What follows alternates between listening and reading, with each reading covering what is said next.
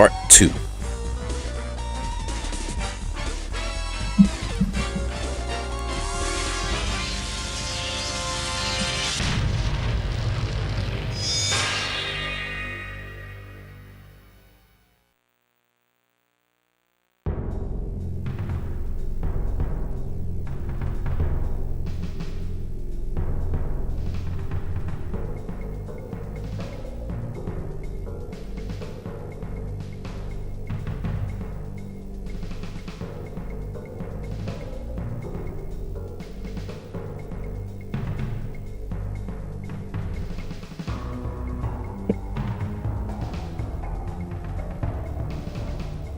Give it another chance. What's going on, Dane?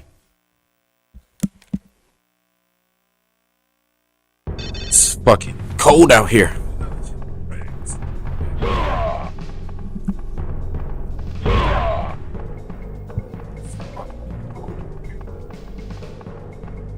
I'm actually surprised this game he was able to hold my attention this long. I didn't think it was going to be able to do it. But thus far, it's actually not that bad of a game.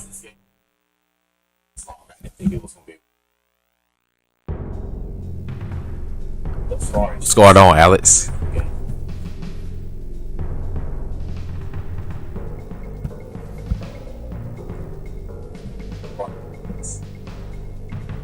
He plays video games. Oh yeah.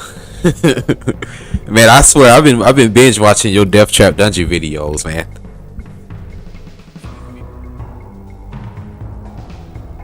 You got way more patience in that game than I do. Like, seriously. I wish I was that much of a patient player with that game. Patience in that game than I do. I wish I was that patient player with that game. You should try Nightmare Creatures. I thought about reviewing that one day too. It's basically like Death Trap Dungeon. I think it's worse though, to be honest. You should try Nightmare. I thought about like Death Trap Dungeon. Oh man, really? Yeah, that's a bet. Well, you know, as usual, just let me know where the link is and I'll subscribe.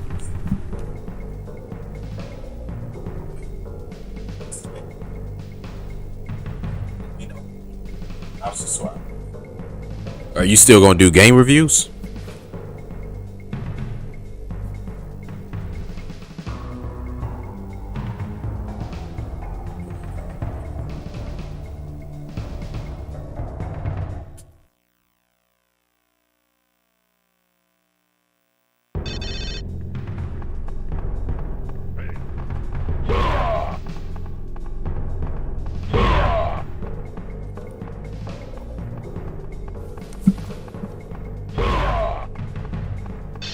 I agree.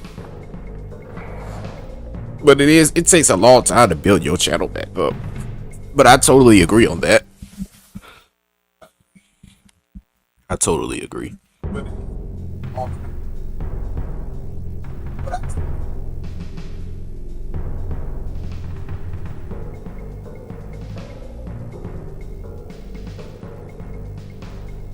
Yeah, that's why generally it's just best to make one type of content. That's why, like I said, you know, if you look on my channel, all my stuff is kind of related, but it's just interchangeable.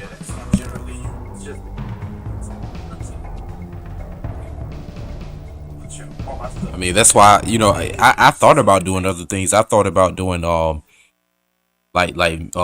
reviewing music albums and stuff like that. I've done TV shows and movies, so that's kind of worked out a little bit. But I know if I were to do like that stuff talking about like the rap culture and all that, then that would generate a different type of audience. To be honest, if I were to go that route, I actually would have more subscribers. But it wouldn't be for the type of people that I want on my channel. I mean, I'm gonna be honest, like I want my shit to be like for people that actually give a shit about what I'm doing instead of worrying about me gossiping about somebody else. But if I wanted to, I could make a video right now talking about some beef going on between two rappers, and I could probably blow up overnight. I could probably go from 500 subs to like 2,000 overnight. Between two rappers, I could probably blow up overnight. I could probably go 500 subs. Oh shit, that sucks.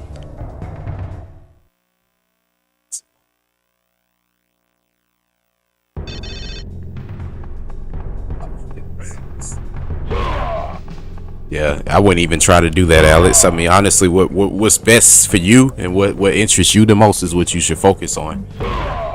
That's kind of how I always did my channel. I mean, unfortunately for me, I grew up during a time where video games were still good, so I'm not gonna lie, I'm always like video games, but I'm always like the older video games from, you know, this era. That boy Donovan, what's going on?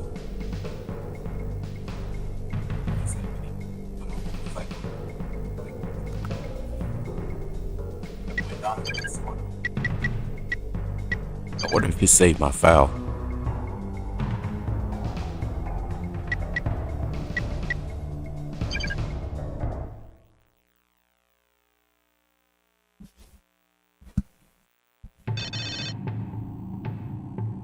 Oh, that's good to hear. Yeah, I got to admit, like I mentioned before, the reviews, the little skits, the streaming,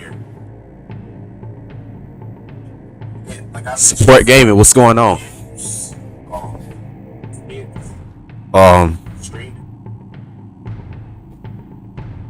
Yeah, I love that video. That Scorpion video was fucking crazy. It was basically like a culmination of all of his history. I thought that was pretty good. I'm gonna check out some more of those videos. I had to kind of do a lot of stuff in my business, but I didn't really get a chance to check out the other ones that you had on there. But that one was really good, though.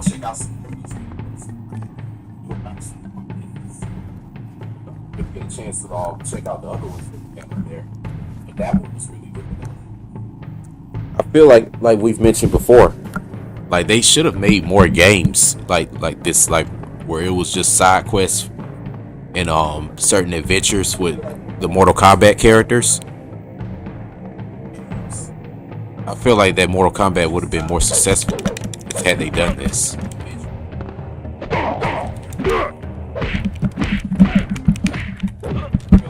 Shit. I mean, this was during the era of side-scrolling gaming and side quests, so I just felt like this was the perfect game for that, honestly.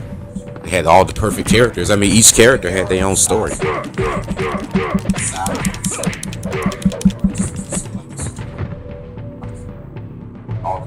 Oh yeah, no, I will tell you that YouTube definitely used to be a hobby, but like I mentioned before, this is more of a business now. I got to admit, because now, you know, you have to make sure that, you know, your content is marketable, and that also, you know, it's informative and enjoyable to other people.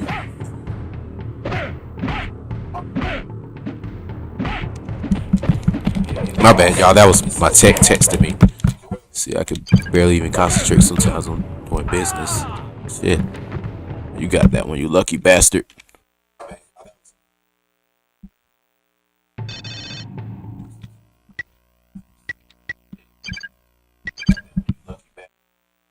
Yeah, but yeah, like you know, it's kind of more of a business now, because I got to admit that's why I had to start investing in my stuff, because I noticed, like, even though it is free content, but I can't say that eventually it can't develop into something that I can monetize. I do have, you know, confidence that it's gonna happen, especially this year. Like I told y'all, as y'all see, I'm back on here streaming. I was about to get on here yesterday.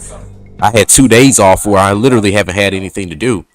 And I just got another tech that I just hired. Actually, my old tech that I told y'all about, he came back because, you know, he need me. So so I'm like, man, you know, like I'm kind of in a position where I can focus on this more. So I really do got a good feeling that this is going to be the year where I'm going to be able to kind of, you know, get my stuff where it needs to be. But I mean, I invested a lot of money and time into this, and I got to admit, like, it is more of a business more than it is a chore. You know, it's more of a business, because you got to remember, like, you know, your channel is essentially your brand, you know. So everything that you put out basically is representing your brand.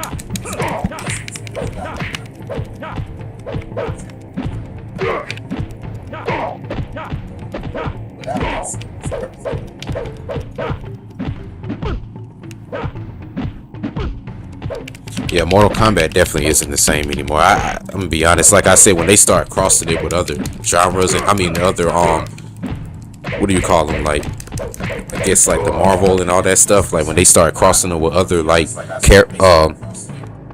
other shit, that's when I knew it wasn't gonna be the same after that.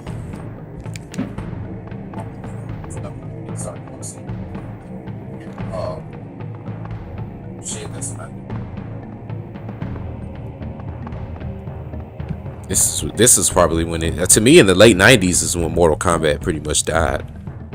I heard my brother was just telling me the new Mortal Kombat movie was hard though. I actually gotta watch it. I haven't even seen it yet. I'm pretty sure one of y'all have seen it.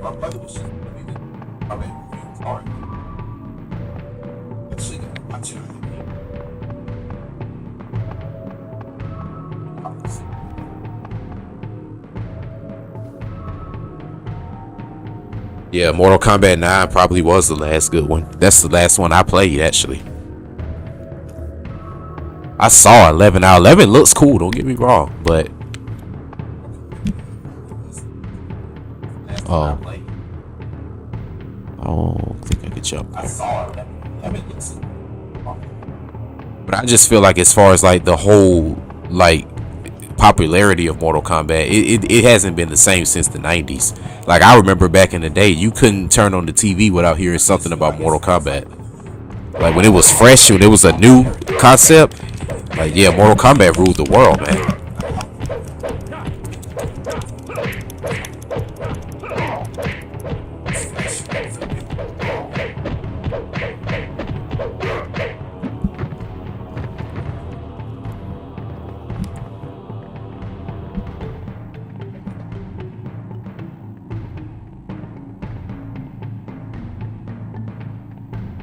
Yeah, I feel you. You know, they really don't produce the revenue, but what does produce the revenue is like your popularity, because through your channel, you know, you can sell other content. You know, you can end up making shirts, and you can even end up making a website where you know, people can go to the website and purchase products that you're gonna have on there, because eventually that's what I'm gonna do.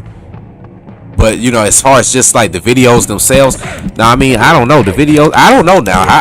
I've seen some of these guys here on YouTube literally show checks where they making like $10,000 in a month. So some of these guys get paid off of this stuff, but I think they get paid more off of like how many views they get in, I think. And if they make a certain video on a certain topic, that's gonna, you know, allow their popularity to grow faster. Because like I said, I could make a video right now talking about some type of rap beef or something like that. I guarantee you I'll have about like 10,000 views on the video, because I know the production and all the editing and stuff to make it look a certain way. But it won't be the same. It's like if we were in the chat right now, we'll have all kind of weirdos in this shit. Like I don't want no kind of motherfuckers on my channel.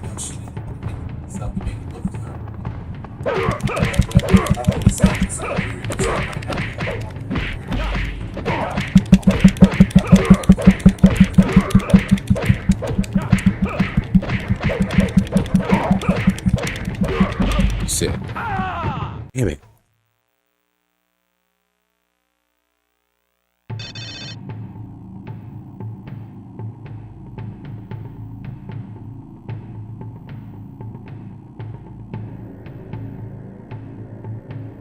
Yeah, pretty much. They really do monkey wrench. Yeah, Armageddon and Deception, they probably were. To me, my favorite on PS2 was Armageddon and Deadly Alliance.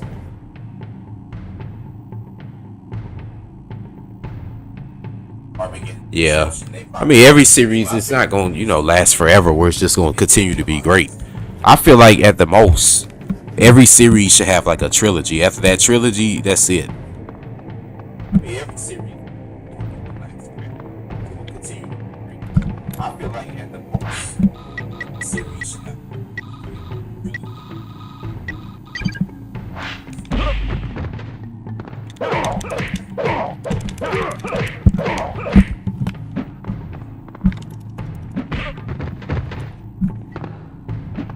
At the most 3 movies, because even with Back to the Future, I mean, after the second one, you know, that was it. It wasn't really that good anymore.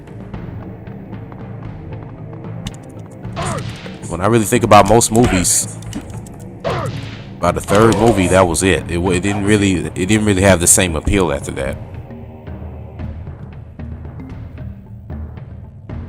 Yeah, Mortal Kombat is 30 years old. That is crazy. You think The Matrix sucked? My brother thought he thought it was pretty good. I guess I had to see for myself.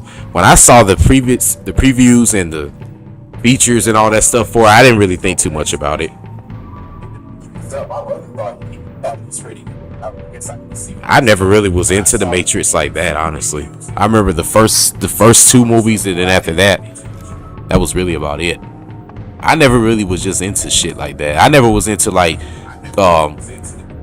as far as like comic book movies, I got to admit, like as far as like the Marvel series and all that, I always liked the theatrics of the movies, but I never really kept up with the series like that. And as far as like comic book heroes, I mean, only movies I've ever watched were the Batman movies. That was it. I never watched the Spider-Man movies. I never watched Superman, Black Panther, and all that. I never really kept up with any of that shit. I gotta admit, I was always more of a video game guy. I liked movies. Like I said, back in the 90s, movies was my thing, because that's what me and my brother and my dad used to go do. Like I said, I didn't see my dad that much, but during the times we did see him, we always went to the movies, or we would go to Blockbuster, I remember. So I remember in the 90s, it was always about movies.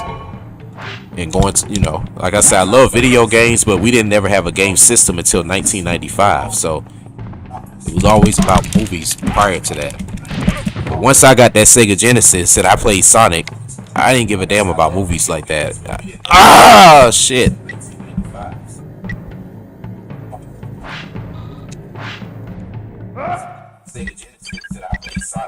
I got to admit, once I got the Genesis though, it was about video. It was about video games after that. I never really watched and kept up with movies like that. In fact, I was thinking about that the other day. I said in the 2000s, I really don't remember any movies that really caught my attention like that. I mean, from the year 2000 all the way to now, it's not that many movies that really caught my attention like that. Because I went to the movies, but it really wasn't. It wasn't that many that caught my attention.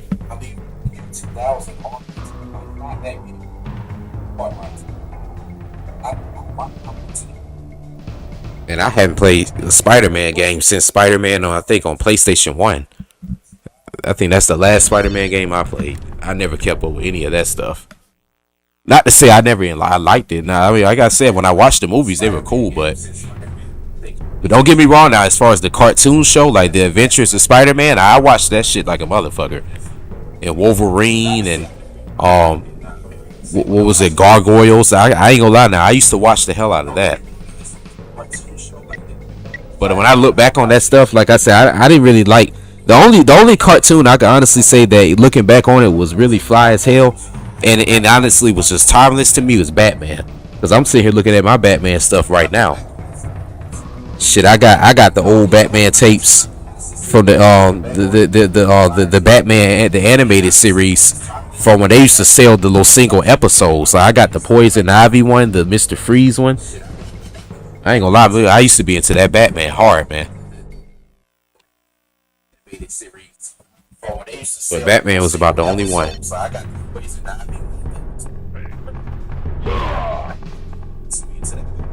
I'm actually having it playing on the PlayStation 1. I got the save states on the memory card.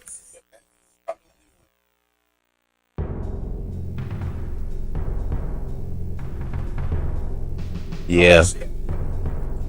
I heard about that Fast and Furious movie. I'm not sure about that. I don't have high expectations for that at all. That's another series I never kept up with like that either. I watched the movies, but I never really kept up with it like that.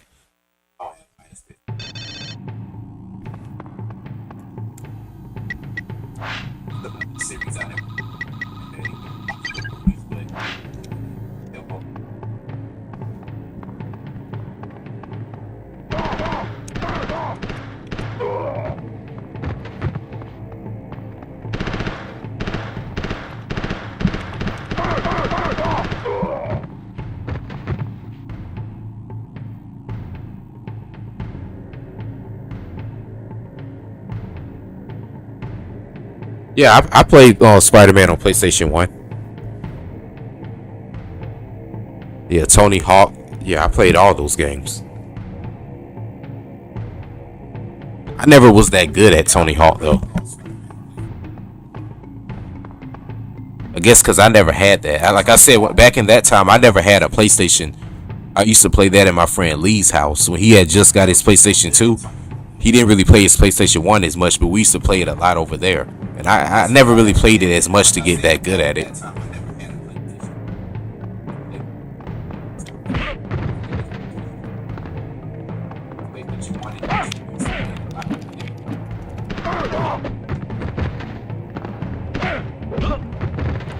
Oh.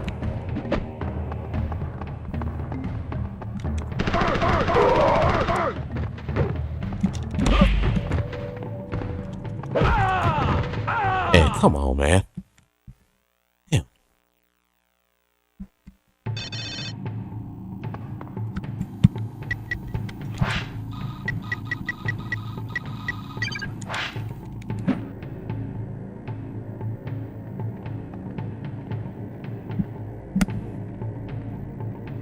Yeah, Jack and Dexter, I remember that.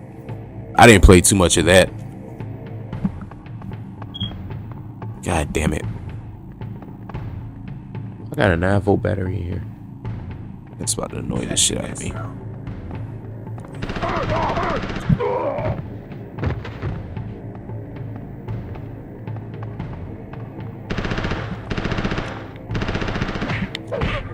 I wasn't even aiming at him.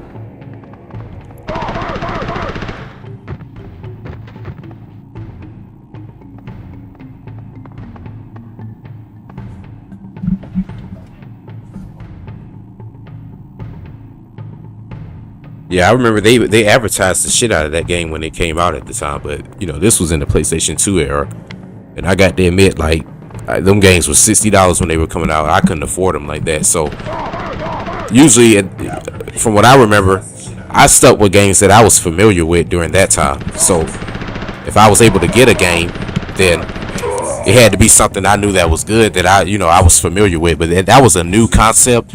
And I'm not gonna lie, I ain't have the money to be just trying to experiment and be getting games that I didn't know about. They was $60.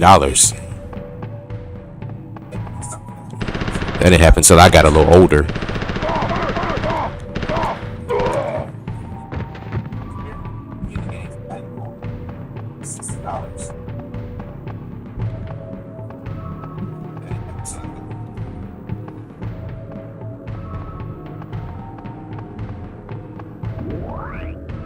To play it now, who knows how I would look at it. I'm not sure. Last time I played it, it was okay. That was in like 2009. I remember at the time that game and Sly Cooper, they made it seem like those games were like the greatest games on PlayStation 2. I'm gonna be honest, during the the PlayStation 2 era, I was more into Grand Theft Auto at that time. Like I wasn't really trying to play too many other games like that.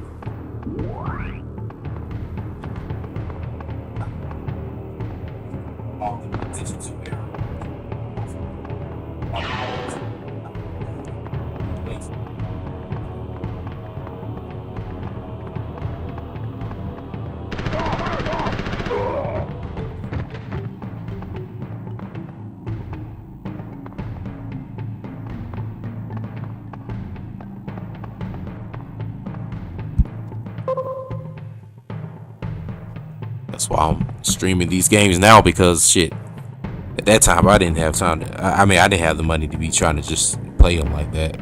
Experiment with a game that I didn't know was gonna be that good. Yeah, fuck that. You had to make a wise decision in my household.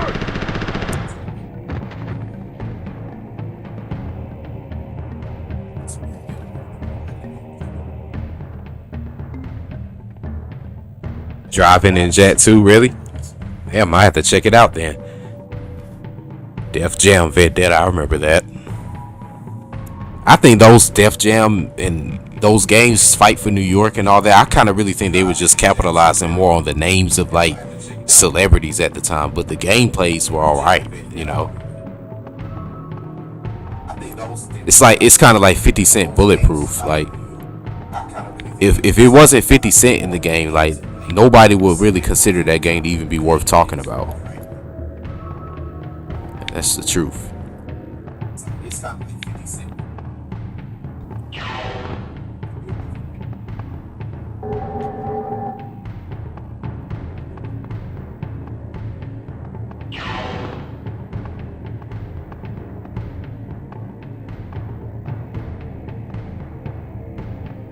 Fuck. Oh.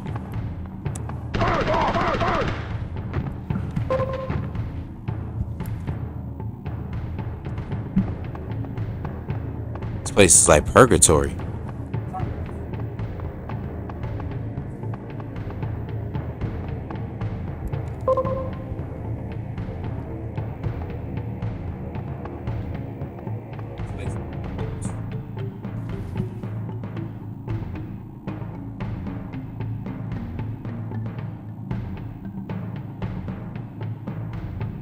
Yeah, like I was actually playing Grand Theft Auto when Grand Theft Auto was out, so if it wasn't Grand Theft Auto, then I didn't really give a shit about it, honestly. I was more open to games back then though, but like I said, I couldn't afford to take no chance. Like I wasn't about to be trying to convince nobody to pay $60 for a game that I wasn't sure was gonna be that good. Like $60, man. As I look back on it, that was a lot of money back in 2004. Shit, the inflation rates, I don't know what they were, but you weren't making nothing but damn $20 probably every few months cutting grass or doing something. Shit. I was not trying to take that chance.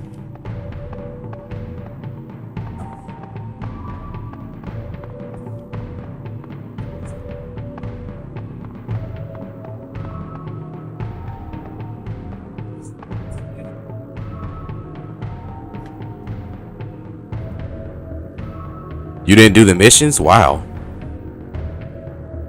Yeah, it's no purple sky. It's just completely dark.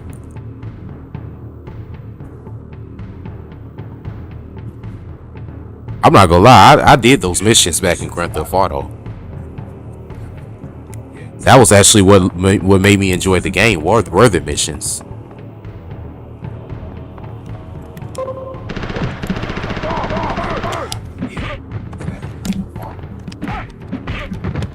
Get up. Yeah,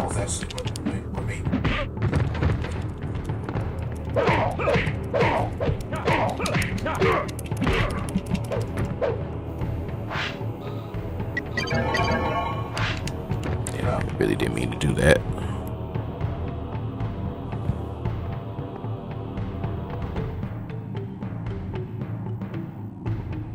I messed around the tank. He just said fuck it.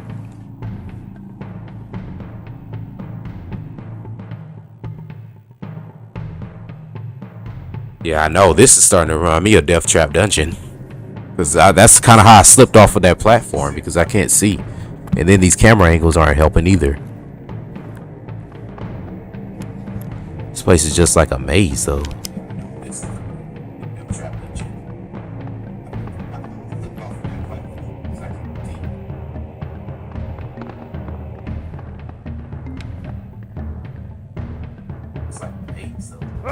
See, like, what the fuck?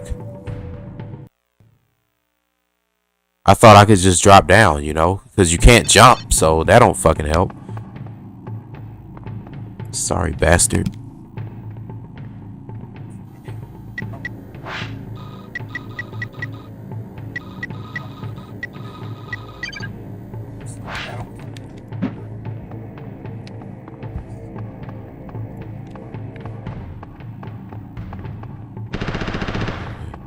Cheat, I can cheat.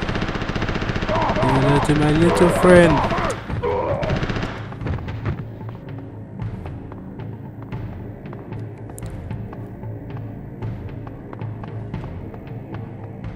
I just can't get why he's wearing a green do-rag. Like,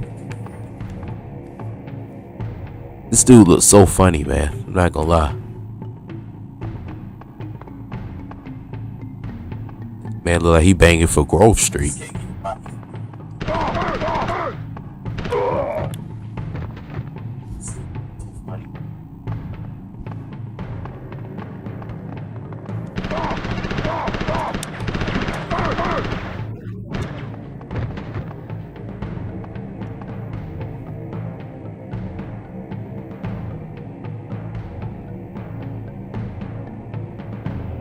Oh God, would he? Well, I would be more mad about the fact of how I died. I died from slipping off of a platform. It's kind of a shitty way to go out, and a cheap way to go out too.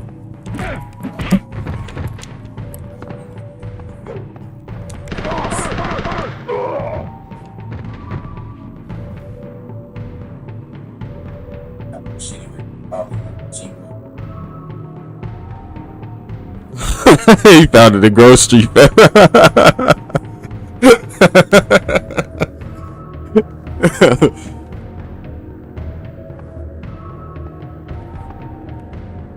All you had to do was follow the damn train, CJ.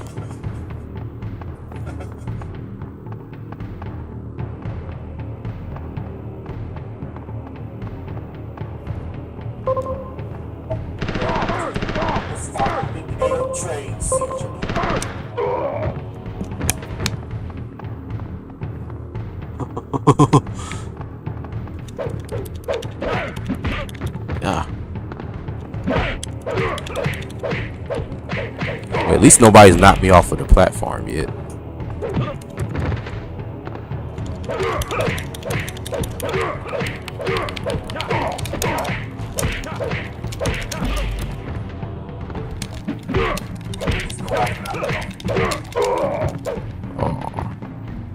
Raw.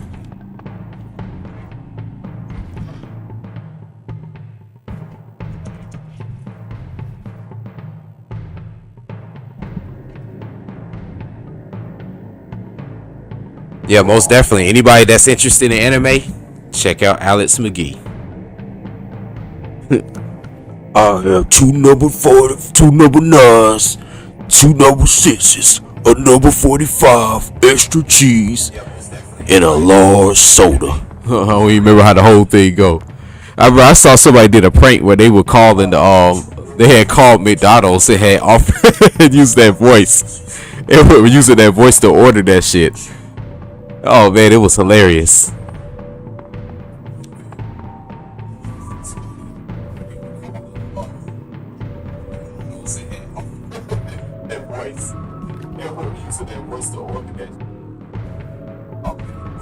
We are definitely gonna stream that game. I'm just giving it some time. That's my favorite game of all time, by the way. If y'all know. What the hell? Oh!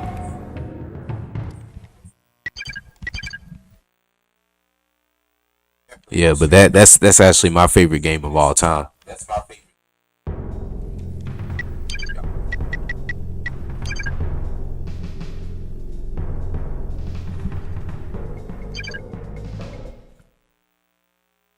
That's actually time.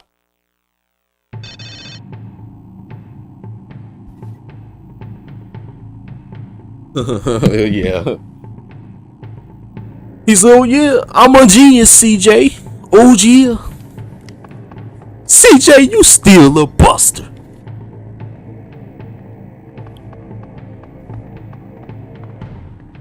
It's this guy named Kenny Pass here on YouTube. And he makes like these videos like where he basically like takes all the different scenes from the dialogue from characters in San Andreas, and mixes everything up. And he creates like storylines out of. He basically does like what I did with my Tales from a Frustrated Gamer series that I did years ago.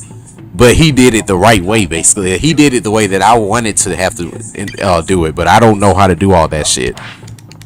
But I ain't gonna lie, this guy's videos are hilarious. And he uses like San Andreas.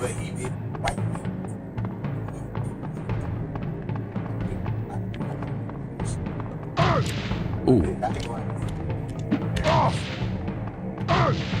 Damn. It's a powerful shotgun.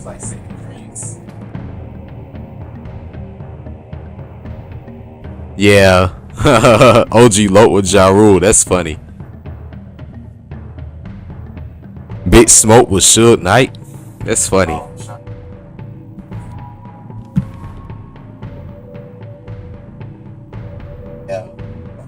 Yeah, those YouTube posts, those shits are amazing, man. But that guy Kenny Pass, I'm sitting here advertising his channel, but I got to admit that dude probably made the best videos I've ever seen when it comes to like those spoofs.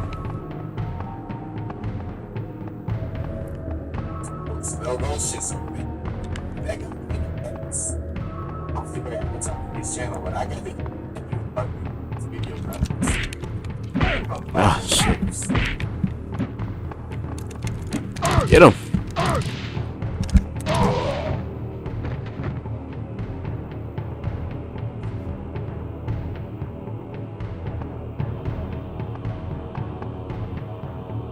That's another thing I thought about doing too. On my channel was talking about like people that want to get into like the music business and talking about like how different contracts worked out with different artists, because you brought up Suge Knight and it had me thinking about him in Death Row and all that, because I saw this video where that guy Whack 100 was going around talking about like how Suge Knight lost all of his publishing rights to Death Row, and basically how he tried to be like this antagonist, you know, to the industry, and that's what allowed him to like lose all his credentials in the business. And it had me thinking like when I saw that interview when I think it was that guy Wallow and Gilly the Kid, they had interviewed Suge Knight from jail. And he was kind of talking about like they asked him like basically like if you were to tell these younger artists today one thing, like what would you tell them? And he was telling them, you know, of course the main thing you want to try to do is, you know, is to own all your music and stuff, and that's pretty much what he was known for, was doing whatever he could to try to own the rights to his music. And yeah, I heard a lot of stories about that guy Suge Knight. That's pretty amazing as far as like his business mindset. That guy was pretty smart. That's why they hated him, because he actually knew that artists were getting screwed over and had bullshit contracts, and he knew how to try to get all of his publishing and distribution rights, and it allowed too much power for him. So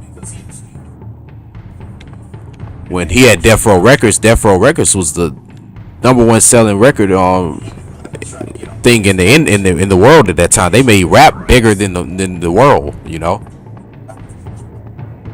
And Suge Knight owned all of his publishing as well as his distribution with Interscope Records. That was when that guy Jimmy Iovine, I'm sure y'all heard of him. That was when he actually started becoming popular. And then his relationship with Tupac was just probably just, you know, just through some industry stuff. They were, you know, probably, you know, seeing each other at parties and end up getting cool with each other. But he went to jail. That was his opportunity for him to get him out and put him under the Death Row Records imprint, where all of the music that Tupac would make would basically be going straight to Death Row, because when he gave him $1 million to get out of jail, he basically paid for all the Tupac's publishing rights that he had before that, which, you know, and a lot of the stuff he had really wasn't worth anything, because he spent all that pretty much fighting his case where we got charged with rape. And when he got out, he became even more popular and started selling a lot of records, and that gave them a lot of power. Plus he had Snoop Doggy Dogg, so Suge Knight had a lot of power. And then that night when you know, when he got tied into that thing with that Southside Crip, and allegedly that guy shot Tupac and killed him and all that stuff, that was kind of what they needed to happen, so that, you know, Suge Knight could go to jail, because he was on probation at that time. And then by them doing that, that allowed them to get control of Death Row Records imprint and all the artists. And that's why Dr. Dre left and Snoop Dogg and all them had left. And before you know it, he had lost all of his publishing rights, and he was doing whatever he could to get any artist and try to start all that over, but it was already too late. And trying to, you know, catch Snoop Doggy Dogg slipping and beating him up and stuff. They had all kind of issues going on after like during the early 2000s and in the late 90s.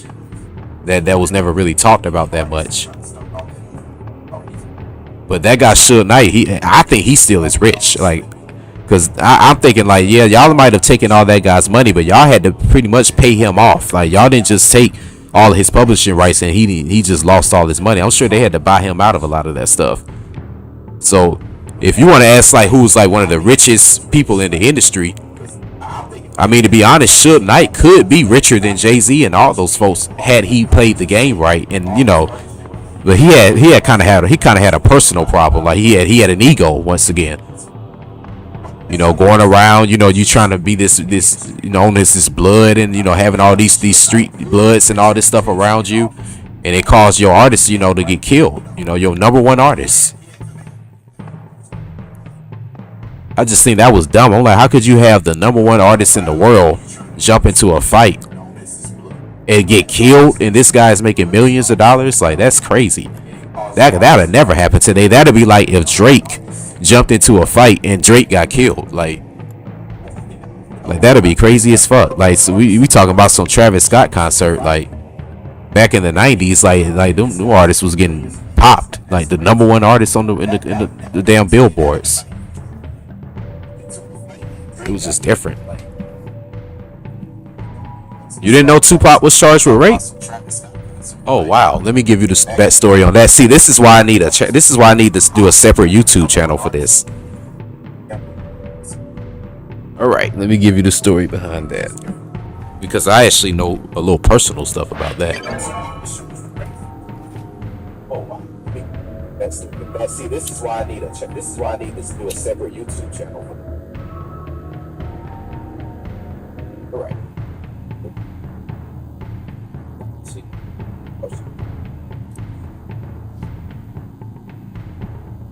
All right, Alex. Well, first of all, that guy Tupac,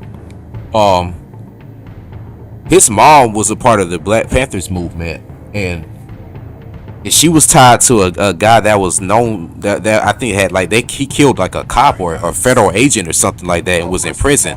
And his mom had ended up getting arrested for that, and allegedly they said that she had him in prison. Now, mind you, they said it was some Jewish guy or some Jewish lawyer or something like that got her out. And, you know, and Tupac pretty much was like under the foster care system and had to be living with different people and stuff until eventually she was able to get custody of him again.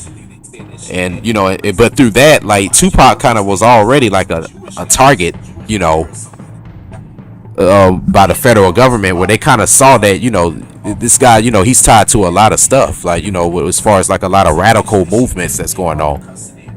So, you know, they kind of knew what kind of life he was going to live, and they knew he was going to be a part of the music industry and all that stuff. It's almost kind of weird with this guy's life. I mean, he died when he was 25 years old. He died 7 days after he got shot. He got shot September 7th. He died the 13th. It was 6 days. No, 7 days. It was 7 days when he died. He had an album called The 7 Day Theory. You know, his birthday was June 7th. So he that number 7 in his life, it just had a weird, you know, kind of significance.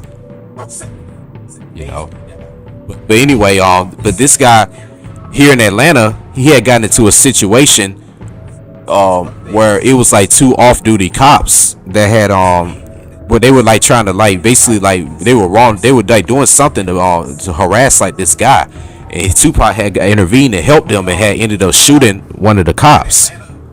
And the guy didn't die, you know, but you know, Tupac had shot him and actually went to court for it and got off on self-defense. And they were really more kind of embarrassed about that, you know, that, you know, he was kind of able to get away with that, and he's known as the son of this Black Panther, you know, and all this other stuff. So Tupac was kind of a target at that point. So when he was up there in New York dealing with basically trying to, you know, get his rap career going and trying to get in movies and do whatever he could to make some money, they said that he was dealing with this drug dealer named Haitian Jack up there in New York, and that guy was like funding and basically, you know, giving Pop money and, you know, helping him out with a lot of stuff, because, you know, it's contrary to what people think. Like I was telling y'all about those record contracts that they had years ago. A lot of those rappers back then, even though they were making these big hits, a lot of those guys didn't have no more money than me and you. They were living, you know, off of royalty checks and living off of probably show money. A lot of them were, you know, really didn't have that much money, so they were really being funded by drug dealers and, you know, and people like that, because, you know, like rap wasn't really making money like it is now, and it really don't make money now. You really are getting a loan, but back then, you know, they weren't getting nothing. So Tupac really was broke. And when he was around this guy, he kind of was mixing and mingling a little bit too much. And they said that it was a situation where he was at a club, and it was this girl named Ayanna Johnson that I guess he was fooling with, and the girl was saying that she wanted to be with him or something like that. He, want to deal with her like that because I guess that, he had found out that she had got a train ran on her by that dude Haitian Jack's homeboys, and they were all like in the same room and stuff. And I guess because, she was trying to deal with him and he saw that that's how she was, he really want to fool with her like that. So they say that the girl called rape on him. And you know what I'm saying? And then they, but basically, like I told you about that situation in Atlanta here when he had shot those cops, they said, wait a minute, this is our chance to get back at him, because they really wanted him in jail. They wanted him in prison for that. And they just saw, okay, well, this is an opportunity to get him incarcerated, so we gonna blow this up. We gonna make it seem like he's guilty, and this, that, and the third. And and it drove him kind of crazy. And in the midst of him dealing with that, he had got on TV in New York and was going up there saying, man, like, y'all accusing me for rape, but like, y'all don't realize that I'm tied to this dude up here selling drugs, and and these dudes is killers, and they had guns around and stuff like that. And a lot of them dudes thought that Tupac had got on TV and was telling, on the situation, because like I said, in the middle of his rape case, he still was going and recording music. So one day when he was at the studio, he had came in there. He had saw that guy Lil C's, and it was telling him like, we upstairs, come on through or whatever. And he was going there to record a song with another artist. But when he got in there, like, I guess that dude Haitian Jack had some guys set up for him because of that situation in the middle of that case, because he was trying to get off of it. Because like I said, Tupac got accused of rape, and so did him and some other guys. So they set him up and robbed him and shot him 5 times. And he ended up living. Like I said, he got shot while he was going through that rape case. And then somehow, miraculously, he ended up not, even being hurt from it. They said that at like a couple of days later, the dude like checked himself out of the hospital because he thought that somebody was going to try to kill him. And then they ended up throwing him in Rikers Island.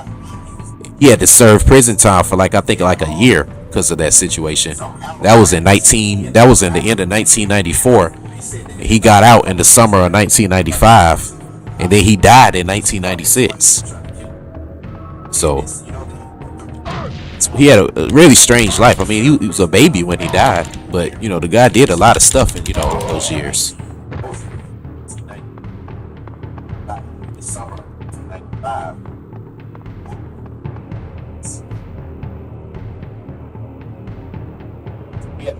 Strange life.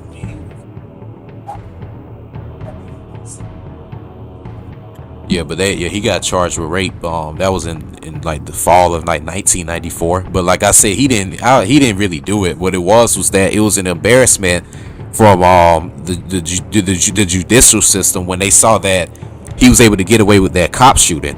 And then you get this rapper going around talking about shooting cops and thugging and doing all this stuff. I mean, and at that time they looked at rap like it was something that needed to be banned. So it was more of an embarrassment to them. So that was the opportunity to throw him in prison. So Tupac really went through a ritual, to be honest with that.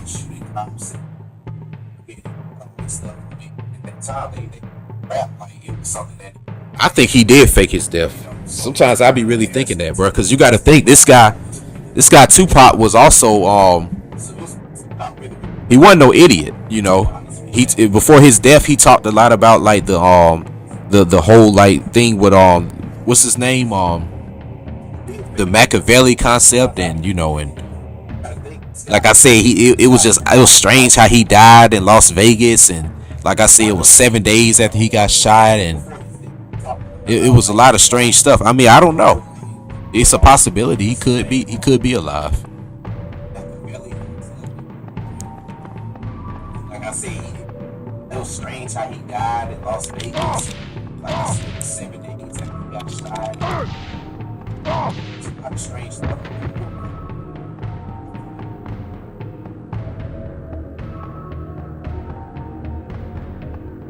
I know one thing, we don't know where his gravestone is. They never commemorated him like that, so I don't know.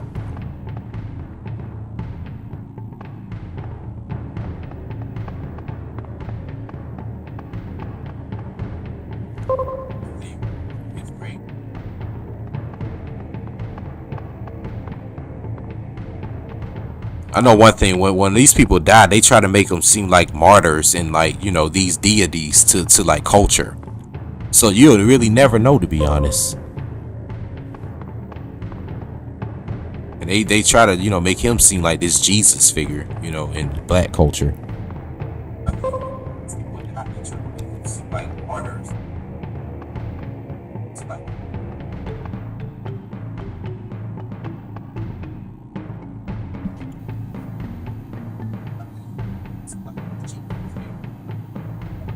They say he got cremated and smoked, and they smoked him in some ashes and all that. I don't know. I don't believe all that stuff, to be honest.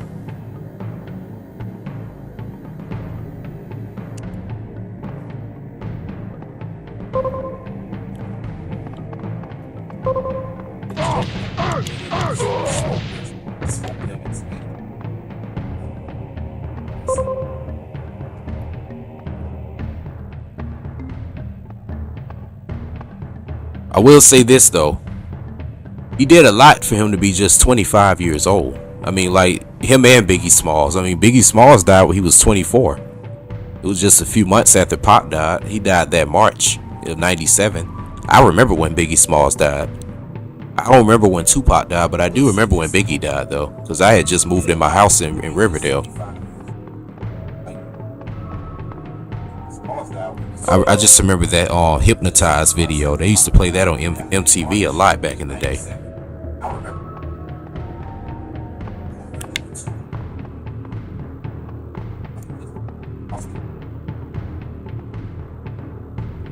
Shit, dude.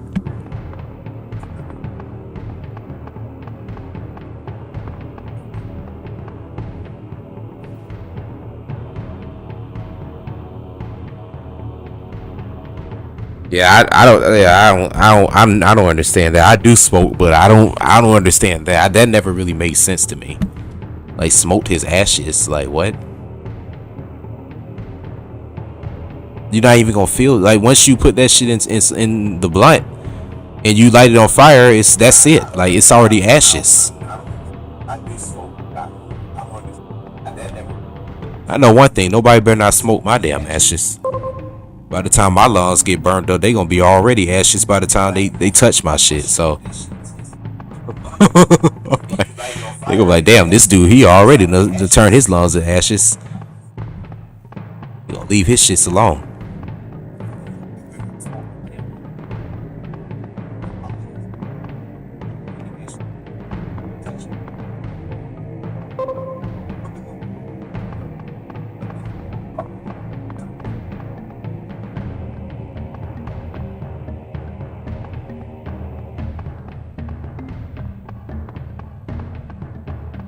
Yeah, but I don't know. I just feel like as I get older and I really study this culture and how, like I said, a lot of these symbols and all this stuff is set up to make these people deities and martyrs in culture. I really do think that a lot of these stories be already pre-written, and you know, and this stuff just be planned, man.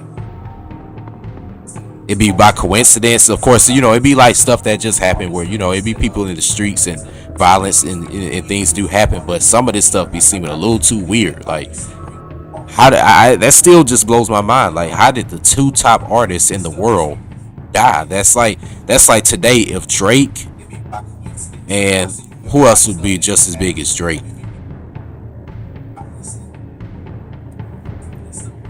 I don't know. I guess. See, I don't know. Like, it ain't really nobody you could compare Biggie Smalls and Tupac to today. Ain't even nobody you can really compare them to.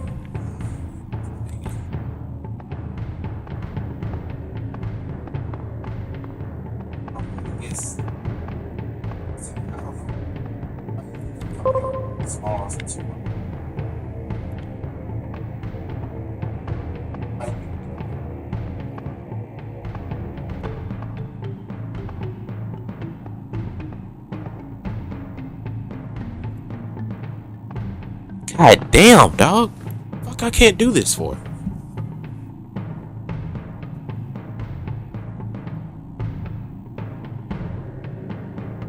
He snorted his dad's ashes? Whoa. Yeah, fuck that.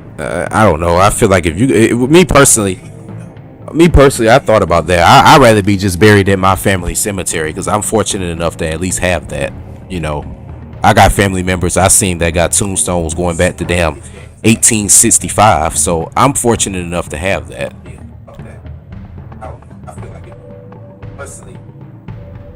As far as that cremating thing, I feel like a lot of people that decide to get cremated are usually people that don't have land that they gonna leave behind. They don't really have nothing established like that, and they kind of want to hide secrets and stuff. I mean, ain't nothing wrong with being cremated, but I don't know. I kind of got a certain way I look at that because that's how my dad always said it. My dad always say that he gonna live to be 105 and he want to be cremated, but I don't think life goes like that. You don't plan to, how what age you gonna, leave this earth. Like you can't plan that shit. I just seen too many stories on Unsolved Mysteries where a lot of these people be dying, leaving all this money and land and inheritance behind, but they don't got no family members that they could leave it to.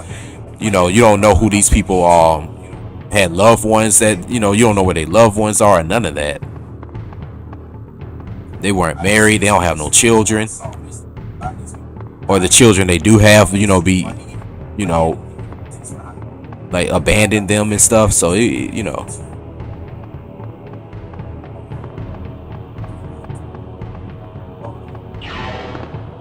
damn.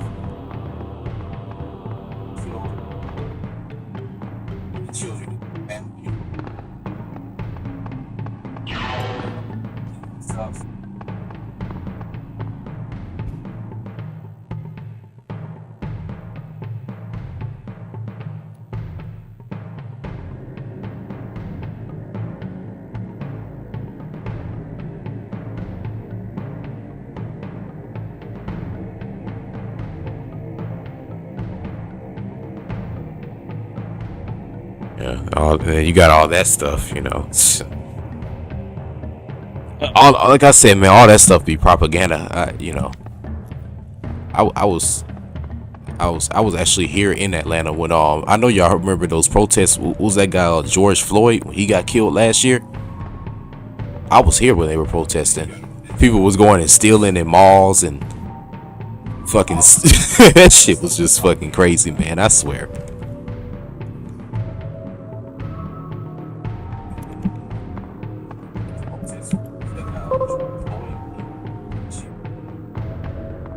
That was 2 years ago. That was 2020. 2020. God damn, I keep forgetting we in 2022.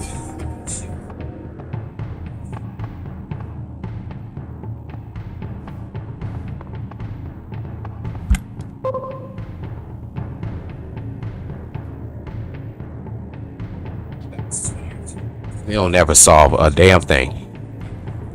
What actually solves it is what we doing right now. Networking, planning, and actually doing the work to destroy all that stuff.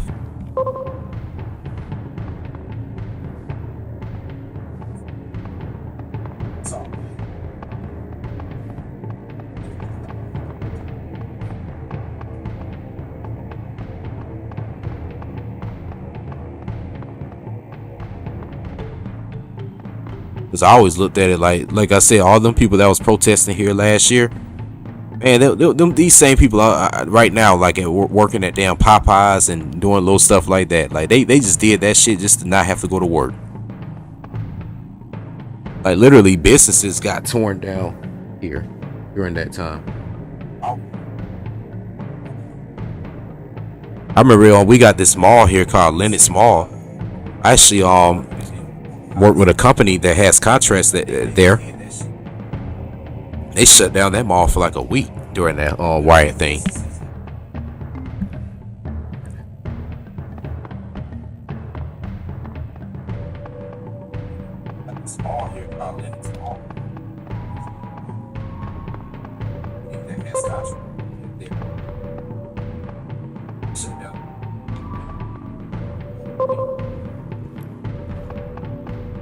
I remember how did I get to that area?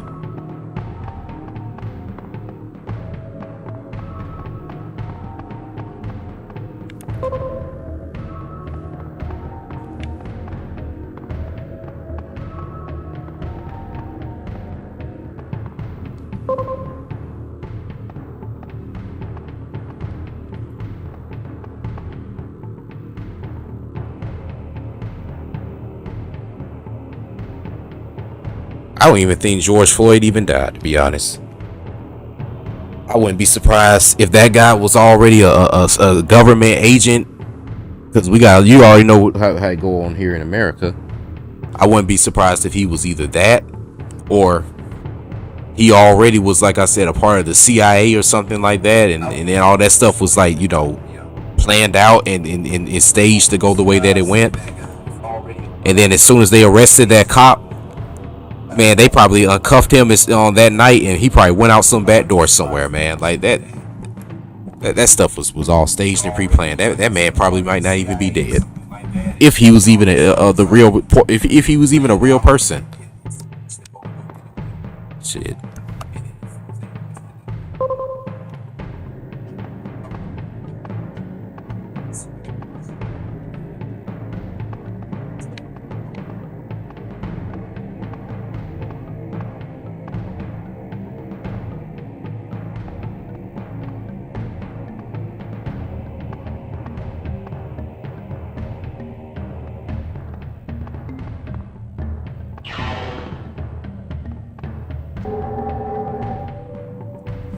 Hard part is done.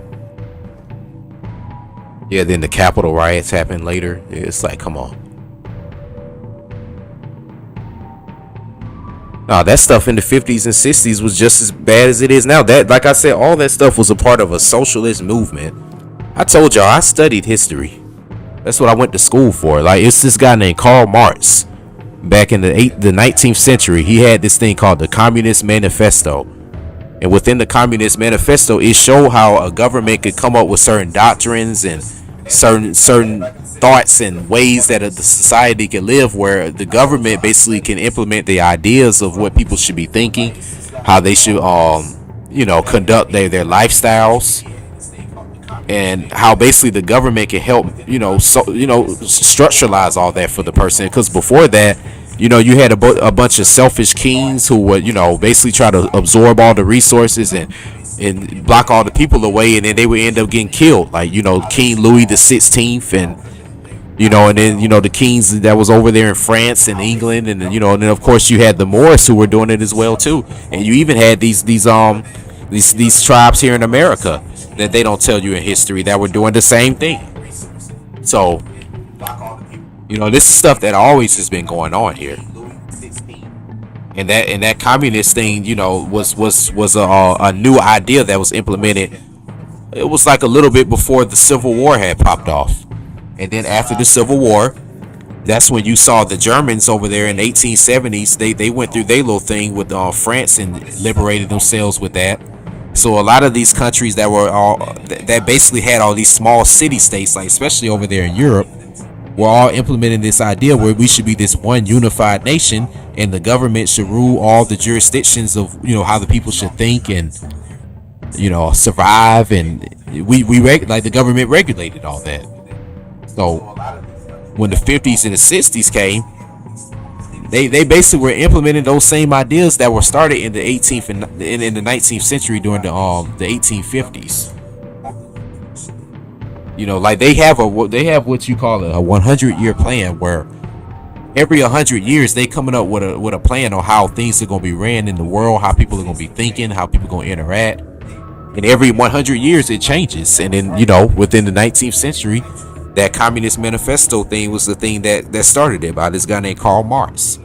So that's why we got the idea where here in America it's okay for a woman to not have no man in the house but have 5 or 6 kids, and then she looked at as this strong woman and all this stuff. It's okay for a man to be out here in the society begging and trying to rely on the government to find a way to survive, instead of getting his own resources and building his own business. Like, all that started to be okay because of all those civil rights movements and stuff they implemented in the 50s and 60s, from people protesting and going around saying, "Oh, we shall overcome," and getting sprayed down by hoses and bitten by dogs and all this stuff.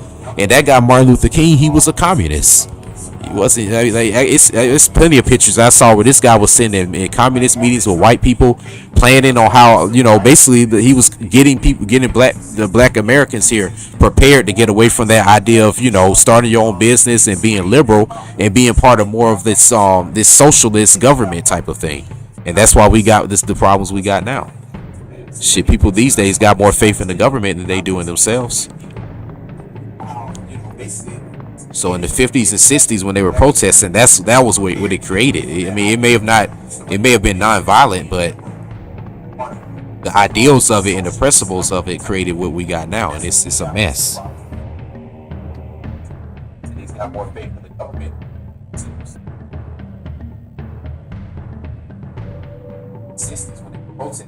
Yeah, that Black Lives Matter thing, that's a part of what I'm talking about. That's like no different than Martin Luther King's time with the we shall overcome stuff. It's the same thing. It's a funded program by elites. I had this image. It showed that guy George Soros and all these other people. So if you want to put a name to all these elite people, it's a group of them. And each one of them, they all have their own purpose of what they do, basically to keep control and order of things. He's just one of them. I mean, it's the folks ain't doing nothing to help nobody out here. You know how many babies and little kids out here getting shot and snatched up? Like I told y'all, here in Georgia, in Atlanta, you hear about kids missing all the time.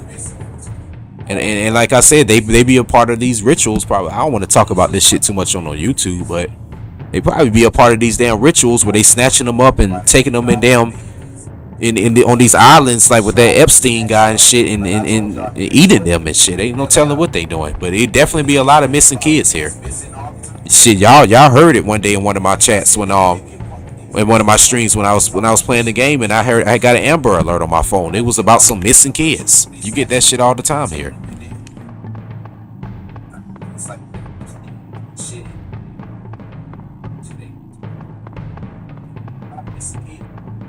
I'm telling y'all, that's why, like I told y'all, like Alex, I feel you on creating a different type of channel, because I'm telling y'all, the stuff I can make that I'm about to make documentaries, and the stuff I'm gonna be talking about, like Scorpio&Sebek, is about to be a huge thing. It's about to be way bigger than just video games. I know a lot of stuff. I know a lot of stuff that I haven't really talked about. I'm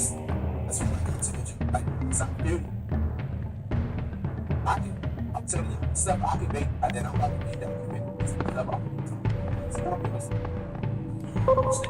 It's not me. Get back.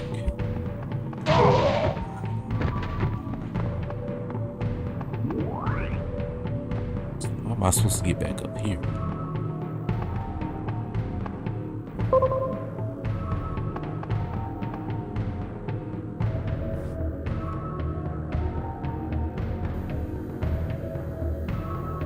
Well, see, that's the thing. You got to remember what I told you. They try to make it seem like it's this yin and yang type of thing. Everything in life, they always try to make it seem like it's evil against good. This person against that person. The radical guy against the peace loving guy. They, like I said, they all were a part of the same thing. They all were funded by the same person to push the same agenda to separate everybody and to get everybody away from this idea of being a tribe and being a part of their own kingdom and being their own independent man and being a part of this communist socialist type of thing where the government can control everything that you say, think, and feel and all that stuff. Malcolm X and him were both a part of that. Yeah, Malcolm X might have preached all this stuff, but once Malcolm X started to talk about that Elijah Muhammad doing this shit I was telling y'all with molesting little girls and shit, they popped his head off. So like I said, like Malcolm X actually, I ain't gonna say he was a part of their shit, but he didn't know no better, man. Once he started to find out what was going on, then he started opening his mouth too much, and they got rid of him. Just because that's just how it is. They gonna make you who you are. They made Malcolm X who he is. Shit, that dude Hassan Campbell that I listen to on YouTube, he ain't no different than a Malcolm X. It's just that he ain't being funded by no Nation of Islam. He basically talking about the same shit.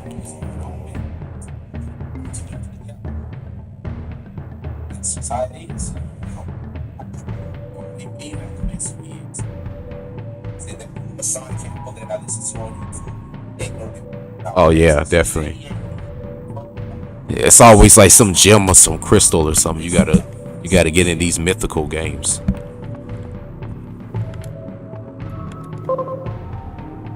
How the hell do I get back up there?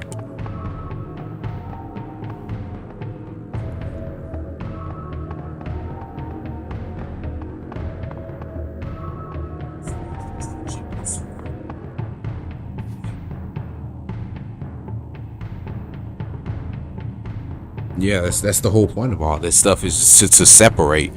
Because when things are separated, then that's when somebody can go to one faction and be like, hey, I'll help you out with your agenda if you do this for me. Hey, or hey, if you that's why they hate what people call lobbyists. Like, I'm more of a lobbyist. Like, I'm more of somebody, I don't want to be involved in politics, but I would want to make a decision on how the politics are gonna go by just putting my money behind stuff. That's pretty much what they did with Adolf Hitler. They just used him as a pawn, to be honest. Hitler wasn't smart. He just was a good speaker. How the fuck do I get out of here?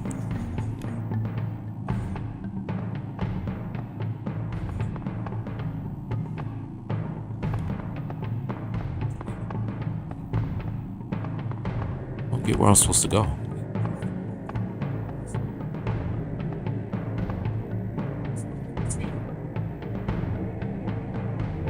Oh no, Hassan Campbell be wrong about a lot of little stuff. I think that, like I said, every man is gonna have his own opinion based on his life experiences. And I'm gonna be honest. I mean, that guy lived a pretty harsh life, dealing with the I believe him about that Bambaataa shit, because that definitely is something that that goes on in that culture. Like I said, like it's a humiliation thing. And then a lot of those guys, they want to target the youth, because the youth basically has this fresh, pure type of innocence behind it. I can see Bambaataa coming up with like this cult basically to be molesting boys during that time, because I mean, he was the pioneer of hip-hop, and ain't no telling how much money that man is worth. Yeah, them folks is doing that sick ass shit. And yeah, I can understand. I believe him about a lot of stuff, especially when he be talking about that shit on, like what I'm saying about how you kind of gotta get your resources together and start getting your own independent thing going on. Because a lot of these jobs and all this stuff, man, this stuff is shutting down. It's getting serious. I told y'all that one of my jobs, I clean at the Apple store. It look like I'm gonna have to kill myself. Fuck it.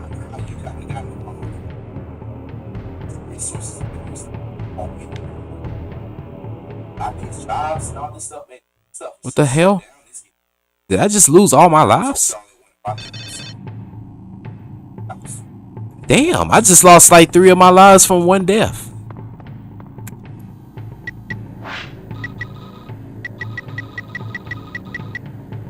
Oh hell nah, man.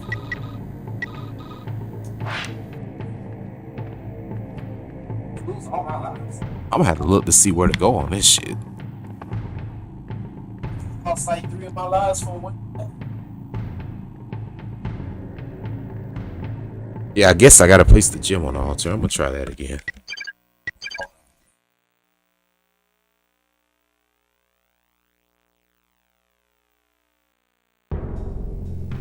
Well, the thing is you can't tell a corporate entity what to do when it's paying for your roads, it's paying for the food that you get out of the grocery stores, it's paying for the fluoride that's being put in your water, so that you ain't drinking shit water from a damn river. I mean, I ain't gonna lie, it's nothing we can do about these corporations, man. They the reason why I can't even really say what the hell I want to say on YouTube. Shit, they determine that shit. Hell, they determine our lives. I don't give a damn when nobody say corporations run this world. The Amazons and and Walmarts and all these big conglomerates, like they determine this shit. The people that's making the decisions for these companies, they determine what's going on in the world. They determine what medicines people gonna be able to take and how much. They determine how much gas is gonna cost, how much housing is gonna cost, and all that, because they got their hands tied into all that stuff. Corporations, they make the decisions on all everything in life. The goal is to create your own corporation, so that you don't have to rely on the shit that they provided. And that's the hardest part in life, is to figure out that way to manifest that for yourself, because not many people have done it. I mean, who do you know right now that in your personal life you could go to that has an independent business that can tell you how to do your own thing regardless of what it is, or even to give you the financing to do it? Ain't nobody you could go to. It don't matter even what your race is. I mean, will say though, with them Asians, they families would be better at it than every other race. But no matter if it's white, black, Hispanic, I got a Hispanic friend right now. She over there, you know, by herself right now, having to deal with basically like a nephew's hers daughter that's, you know, not even her daughter. She got to be trying to raise because nobody want to deal with the little girl. So things is just changing in this day and age, you know.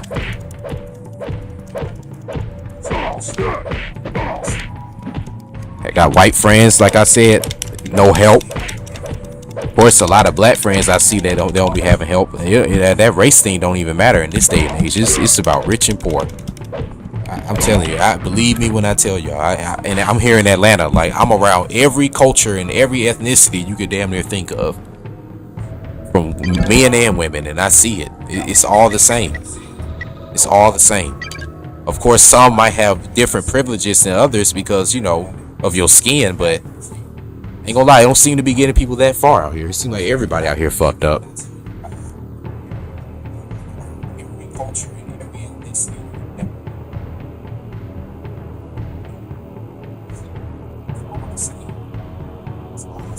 Yeah, I ain't gonna lie, I don't know. Ain't nobody in my family that got an independent business.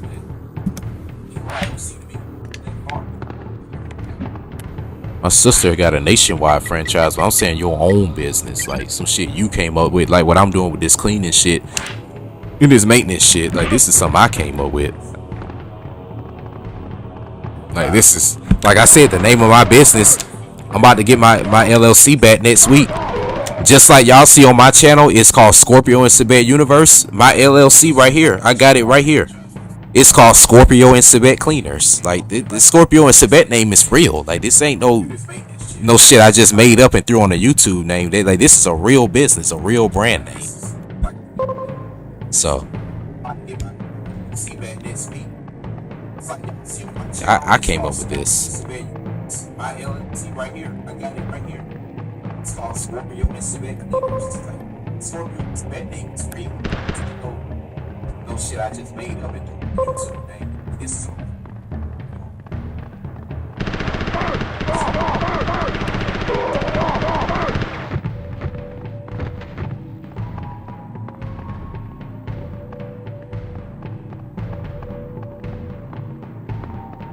Yeah, but that guy Hassan Campbell, I'm not gonna lie. I mean, I like what he says, but sometimes that you could tell that he be a little too drunk. Like, I'm like, dude, how do you be spazzing out like that for 5 hours straight with all that energy? I'm like, damn, dude, like, how do you have the energy for that? You older than me. He be drunk as hell. You know, he be in his feelings. And see, I ain't like that. Like I said, I never really been no drinker. I'm more of a smoker. So I guess that's a generational thing.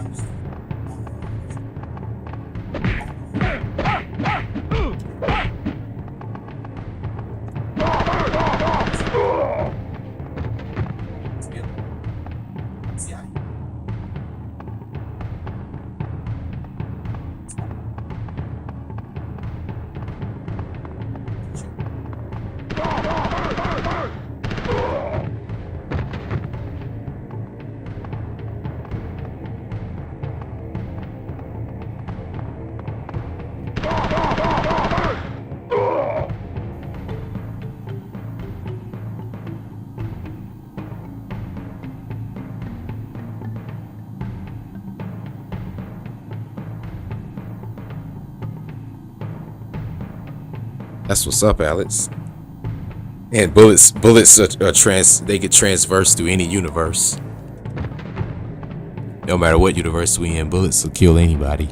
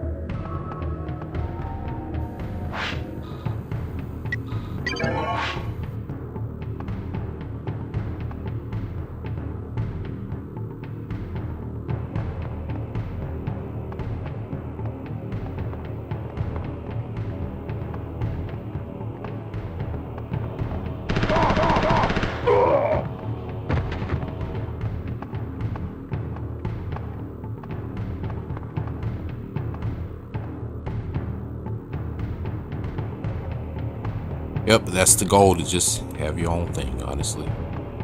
That's why I told y'all this year, thank God. Please don't let me fall. That's another reason I didn't stream yesterday, because I was trying to finalize some stuff.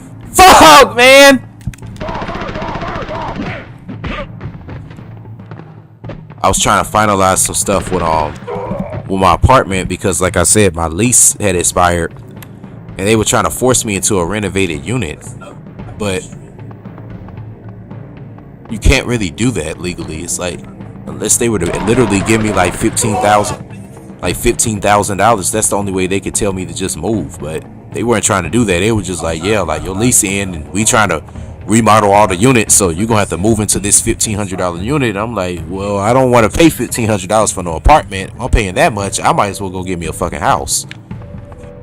So I was able to go ahead and get that cleared away and get them to agree to a good rate, $1,100. So I'm gonna try to get that for about 2 more years, and I'm not gonna lie, by the time they put a Republican in office in 2024, I'm about to get me a house.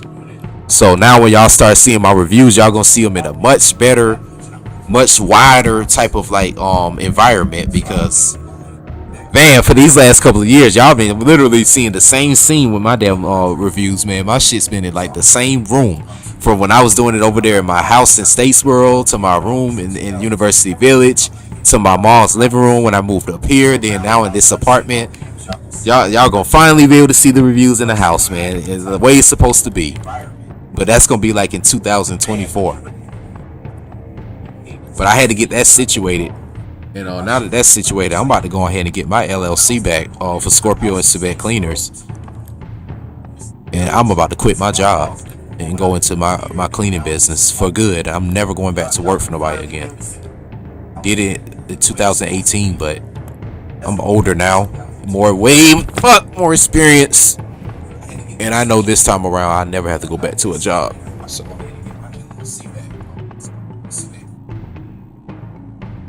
might as well, Alex.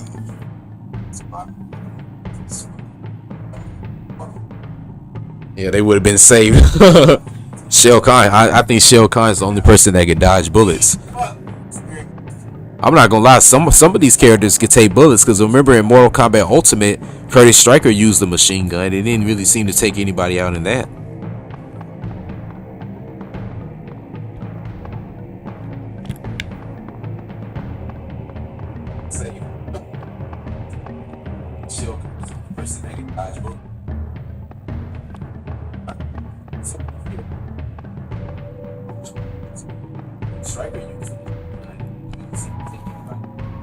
I gotta admit, this shit right here is annoying.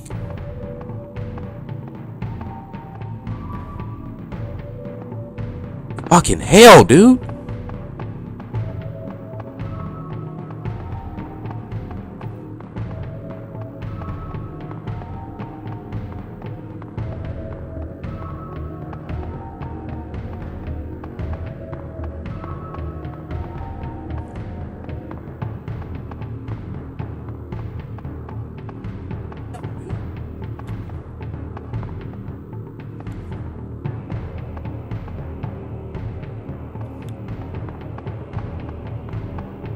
But one thing I'll give you advice on with a business is that I wouldn't invest in any business that I don't really want to do. Like I said, with me personally, I don't mind doing the cleaning stuff. I don't mind doing the maintenance stuff, which means is that it's easy for me to manage somebody doing it, and it's easy for me, of course, to get the money and to know how to divide it as well in that realm of doing it. So I would advise any business that you get in, get into a business of something you don't mind dealing with, because this is some fucking fuck, dog. Fuck! No!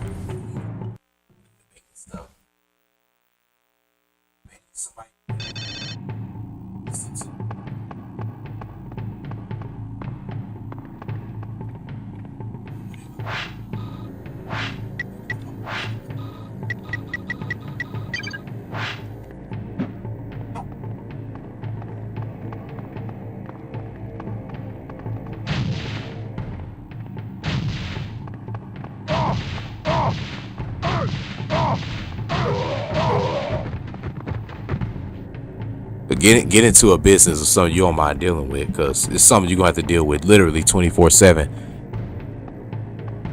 I'm constantly having to be telling people, you know, having to be on the phone with people, handling work orders, calling them tenants and dealing, talking to them, talking to my texts. They telling me about money and baby mama problems and kids and all this shit. It's like you be dealing with so many different little problems. It's honestly, that's why, like I said, I really would rather let this YouTube thing blow up, because man, I just would rather have a business or be doing something where I don't got to be really dealing with folks like that. I can make my money and it don't have to be contingent on me like having to interact with nobody. All I could do is just sit on here, stream, like I said, drop more reviews. I already been doing this shit the last 12 years anyway. Hell yeah, I'd rather get paid from this. I make this my main priority. Fuck that.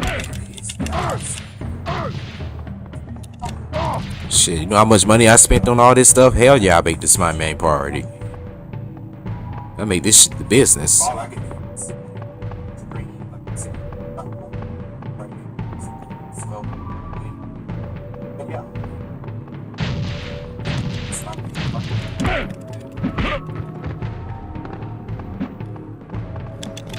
How much money I spent on all this stuff? Hell yeah, it's fine.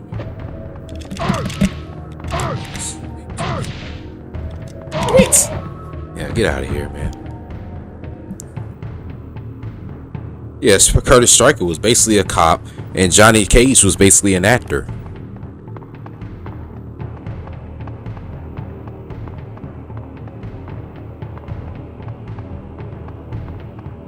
I'm not gonna lie, this game, it wasn't so bad until this level. This level is just annoying with all this platform and shit. I hate games like this where they force you to do it.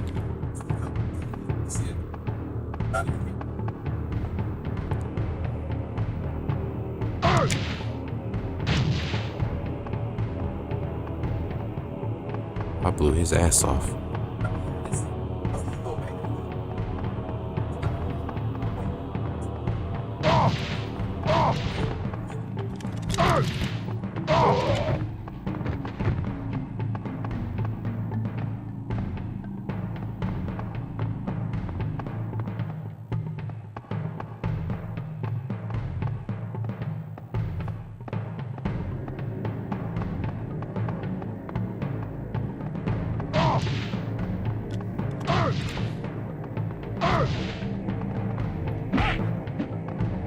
Is he bleeding? Oh.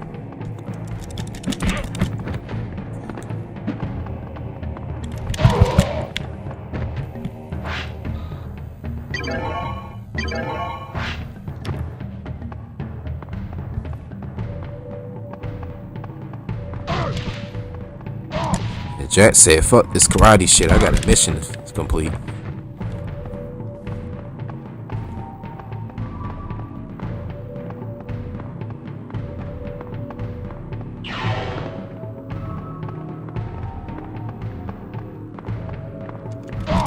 But what's lame though is like when you die, you don't have all the same items that you had from the previous death. It's like you got to start all over. It's like, that's lame.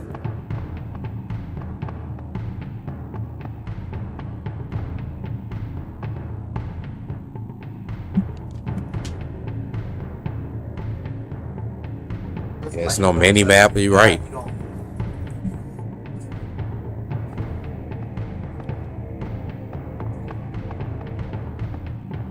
It's pretty undeveloped, I got to admit. I did see the beta version that y'all were telling me about. Yeah, the beta version was way better than this. I wish that was the game I was playing now. That beta version was actually cool.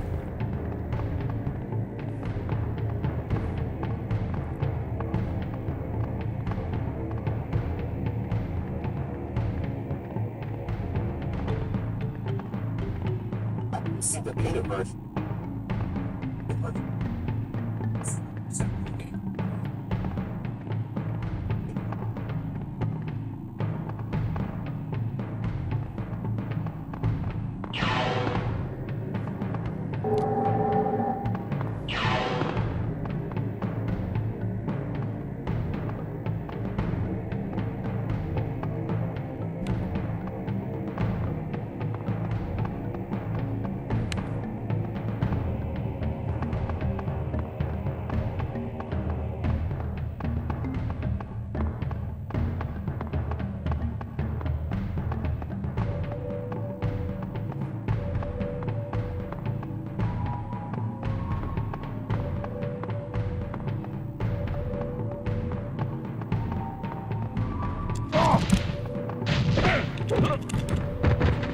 Up.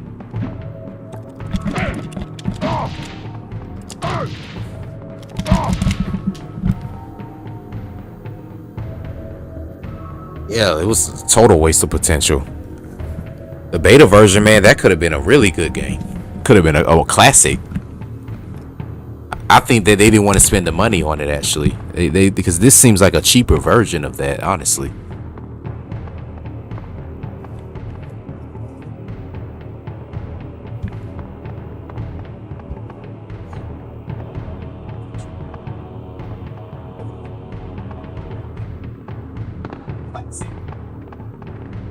I think that they didn't want to spend the money.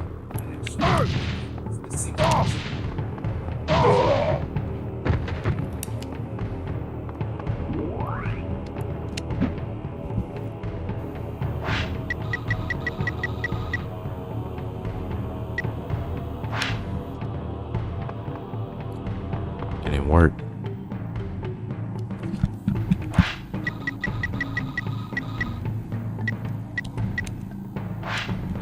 Crap, didn't work. Let me see where I go on this part. Go.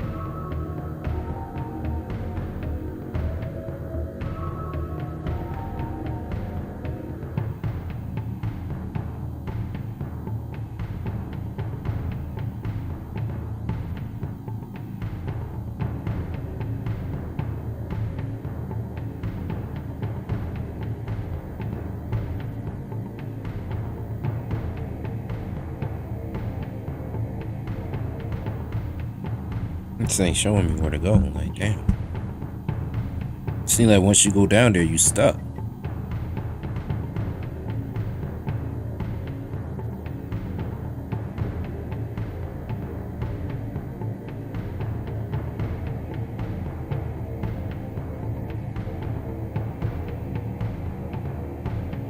All right, here we go.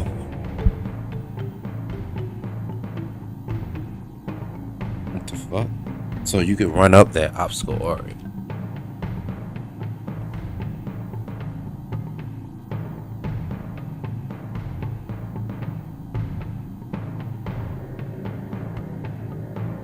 Oh, really? Yeah, I mean, it probably was because of the money. The vision that John Tobias had probably was expensive, and they said, no, we need this released probably by the fall of 1999 or whatever, 2000. And John Tobias figured, like, well, this, my plans is bigger than y'all, so I guess I'm done with Mortal Kombat. And they released it anyway under the Mortal Kombat name and just cashed in on it. That's what it feels like.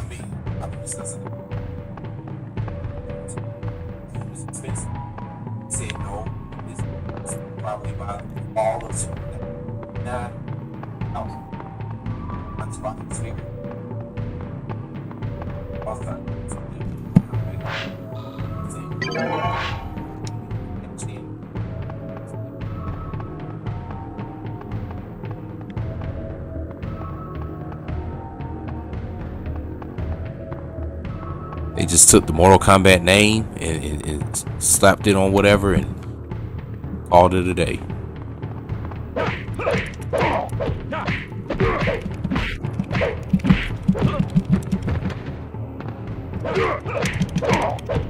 Man, part of me don't feel like sitting here doing this with you.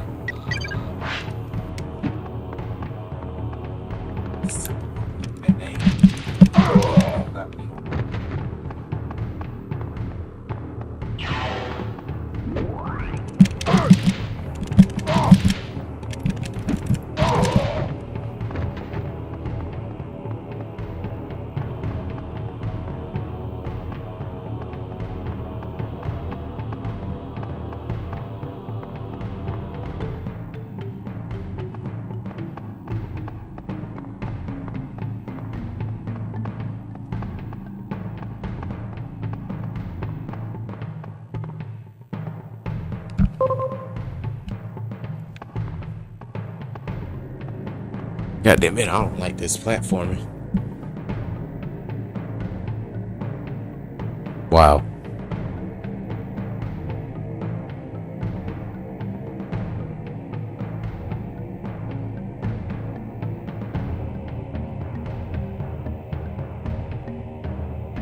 Yep.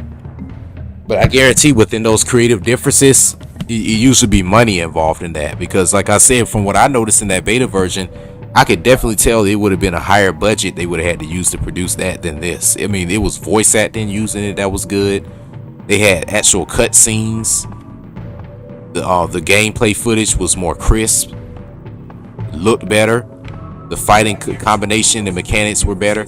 I got to admit, yeah, that game I'm sure costed more money. They were trying to hurry up and release this, within a certain time, and that's probably what the issue really was.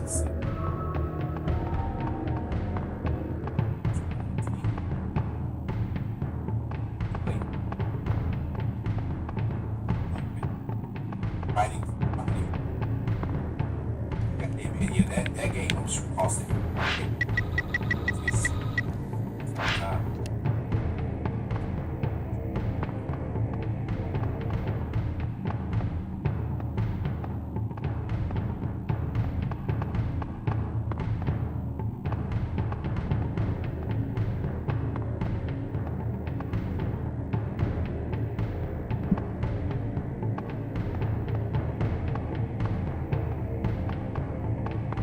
Wish it was some kind of mini map, man.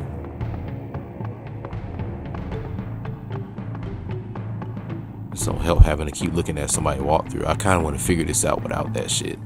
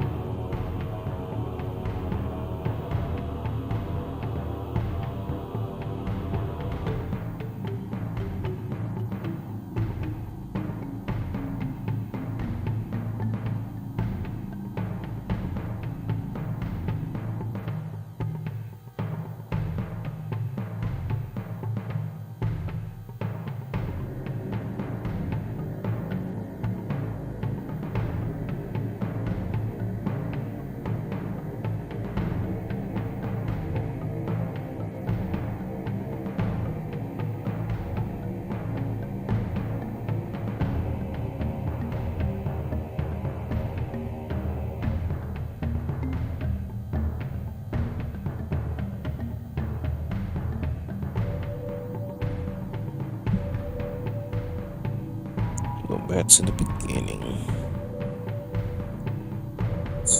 Right. I think I just came from the area too.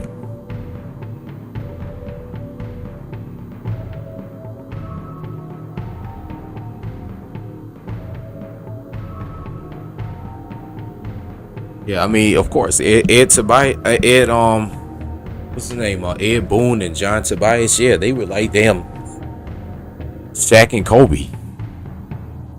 But you know, it started to cost more money to do that stuff. We probably just couldn't keep up with that. Especially, you know, in the PlayStation 2 era when the games, like you said, were all 3D and the budgets were higher. I could see that, you know, becoming a problem eventually.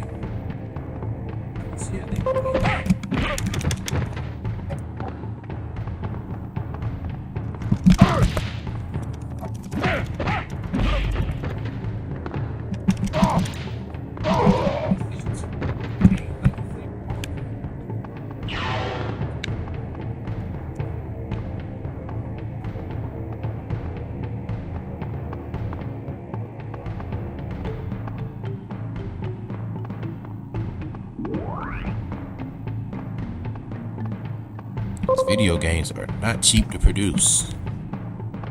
So I got it. That's one thing I will say. I don't try to be too much of a critic with video games because I'm like, man, this stuff is expensive to do.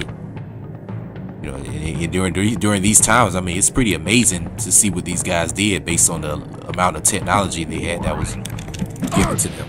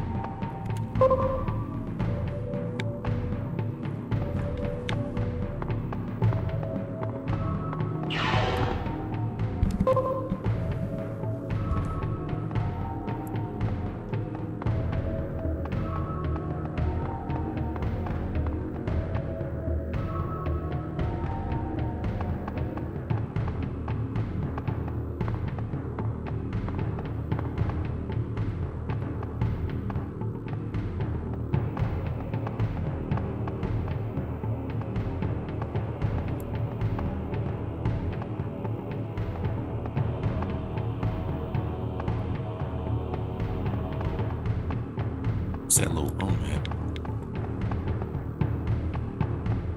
it's back here. Oh fuck, dude!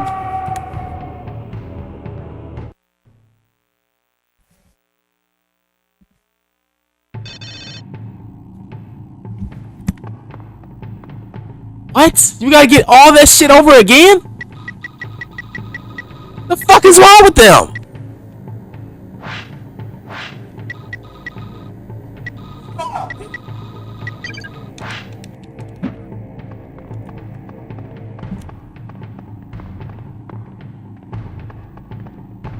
At least I know where it is this time.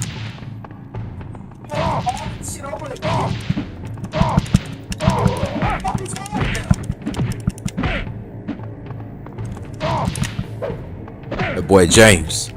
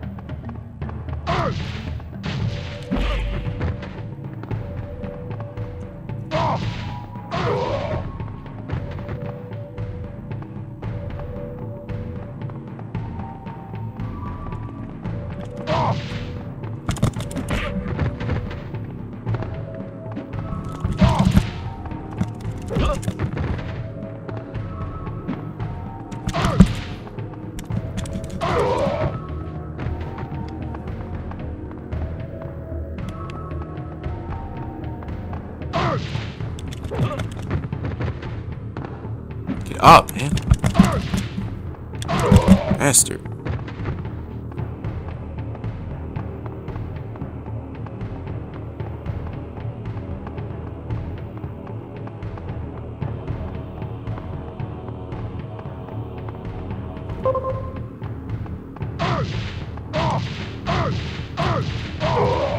Ain't no way in hell you can survive that many shotgun blasts to the stomach. You know how powerful a shotgun is?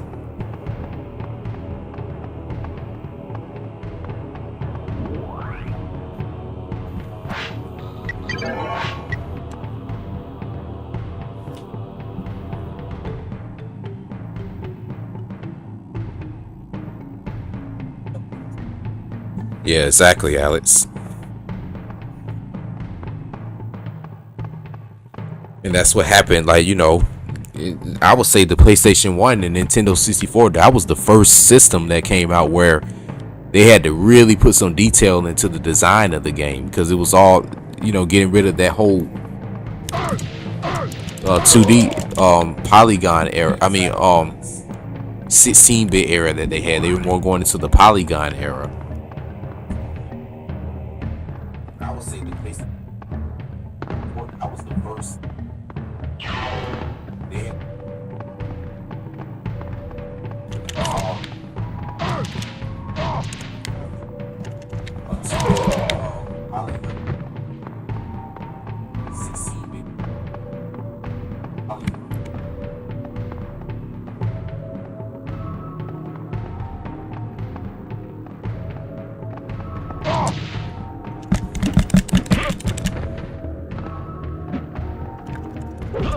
Shoot him.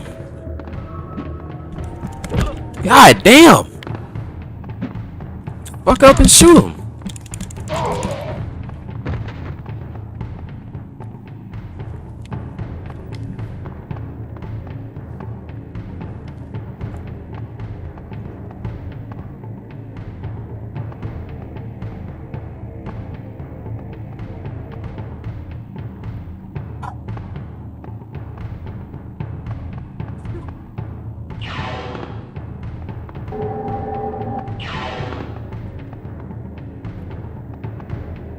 It's a whole lot easier coming back on this bridge, this little part right here, than it is crossing it the first time. Whole lot easier.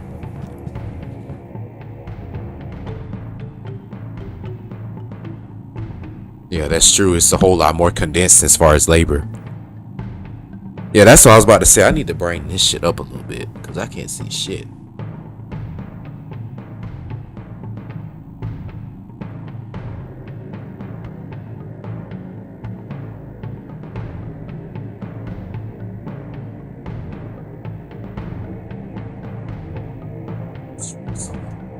As far as labor.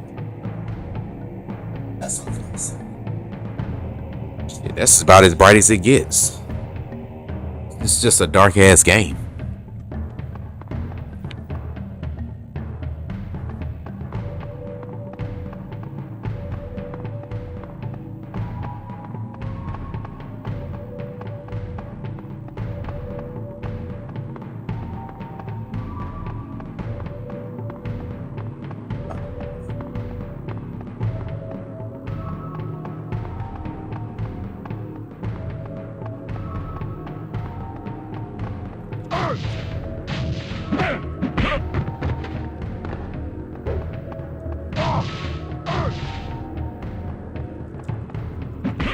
Damn, shoot him.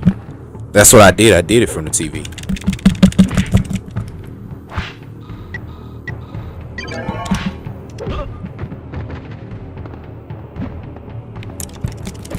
Shoot him, man. What the hell are you doing?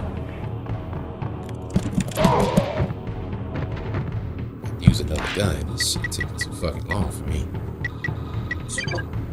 That's what.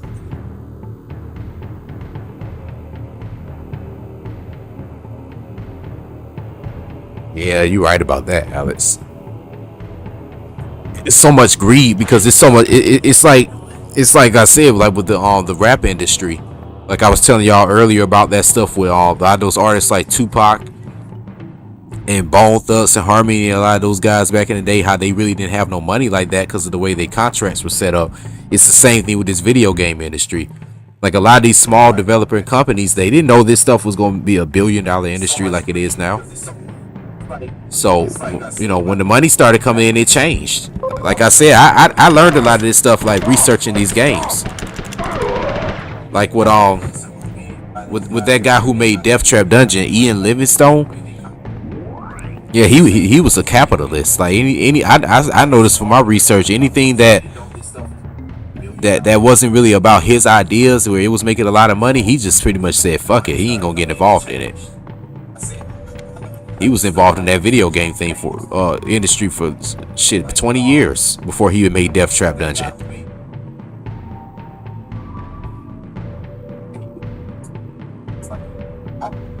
No, I don't have Elgato. I have something called. It's like the Elgato, but it's a cap. I don't know what it's called, but it's another thing. It's a capture card like the Elgato. Yeah, you're right. Everything is outsourced, and you can tell everything is outsourced now just by the way production value of stuff is. Like, everything ain't really mixed in well. Like you can tell this person worked on this and vice versa.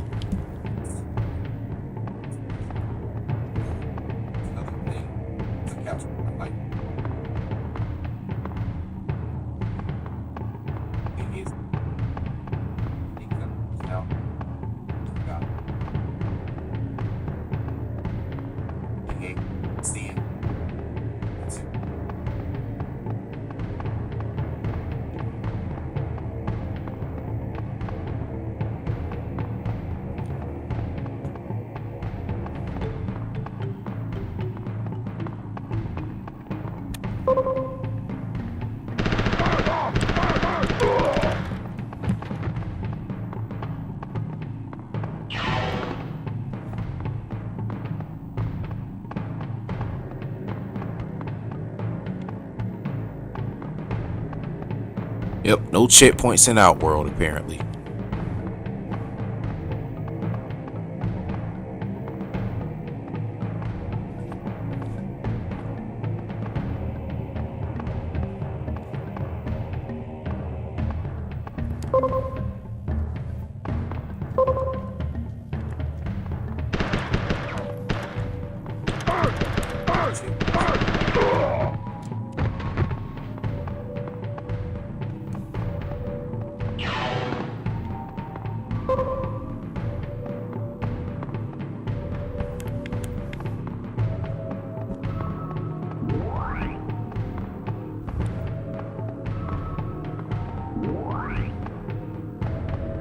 Can I carry both of them at the same time? Okay. I wasn't quite sure at first.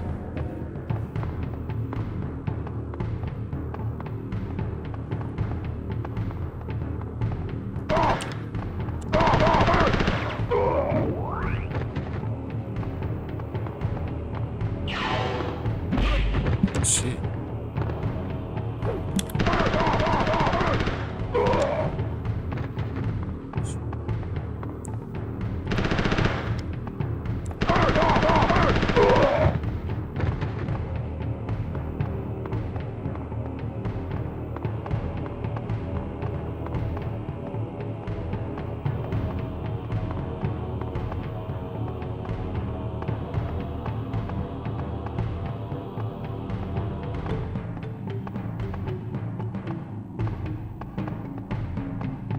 Trying my best not to fuck up.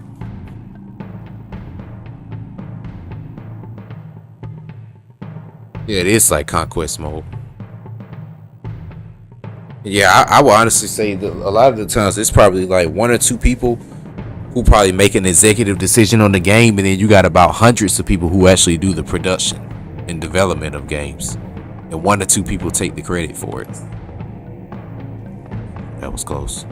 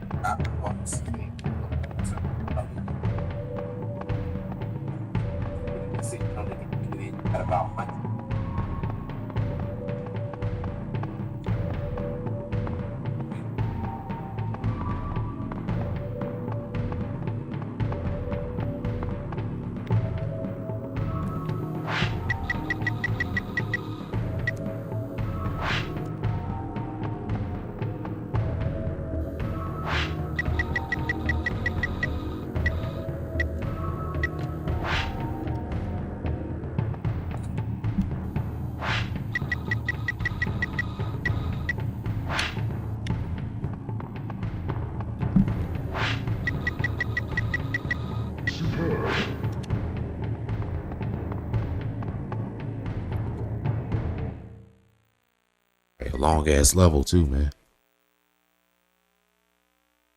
Damn. I could believe that. Because Resident Evil 6 had 3 different story modes to it. Like Leon, Ada, and I want to say it was another character on there. I can't remember off the top of my head. I ain't played Resident Evil 6 in years.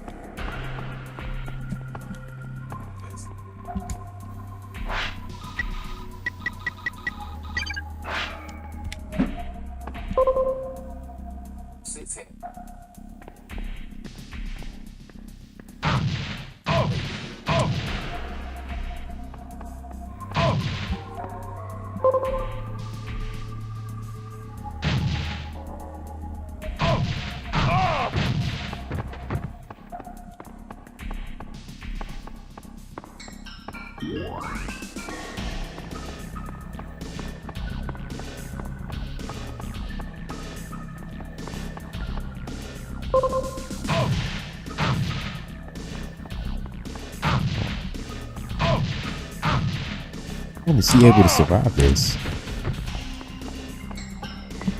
This part is way less frustrating than what I was dealing with earlier. Hope if I die, this is where I start at.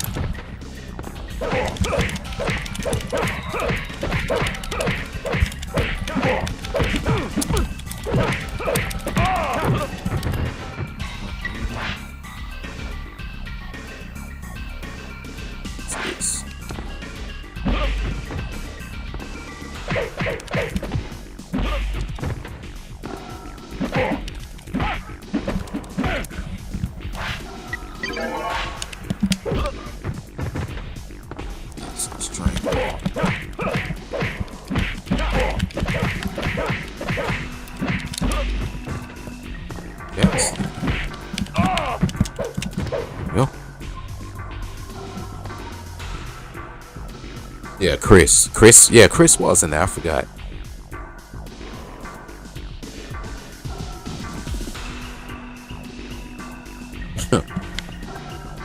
That would be fun if you could play as Kano in a story mode. I don't trust that.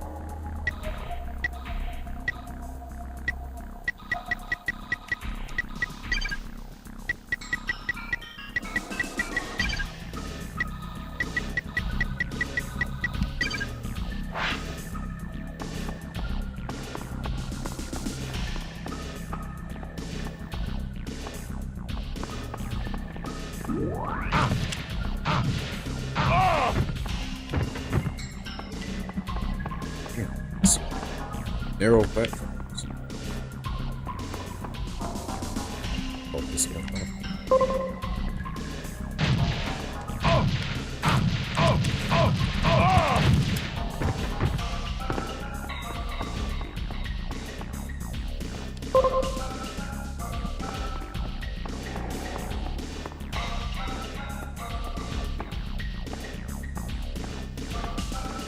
Does this take me back where I was?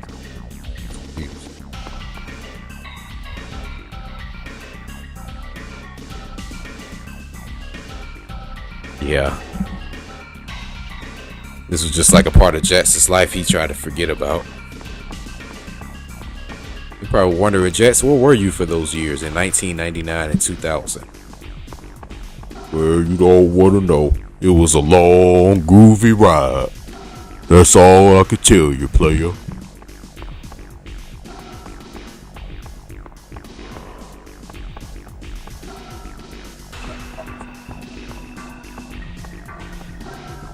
The fuck?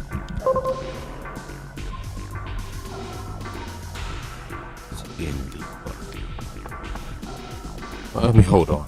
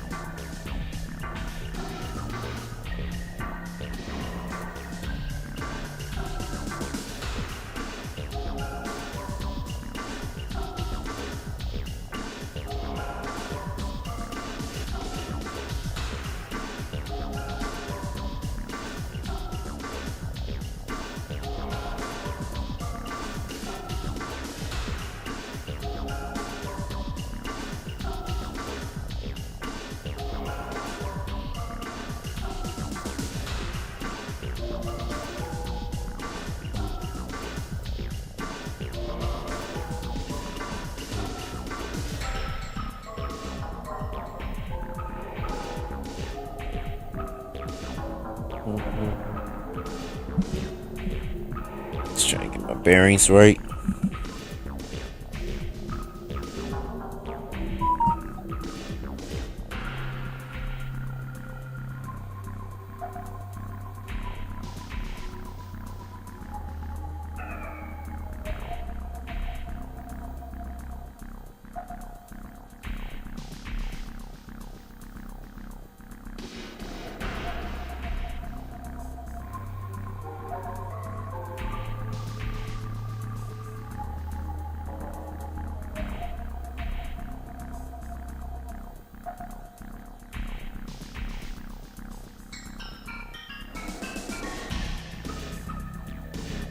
Where am I supposed to go?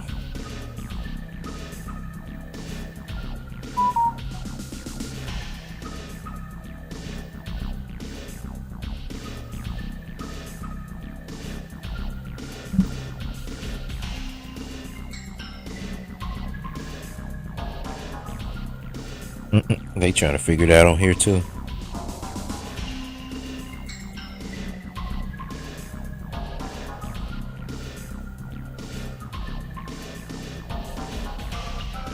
I know I don't jump in that little cauldron, whatever the fuck that is.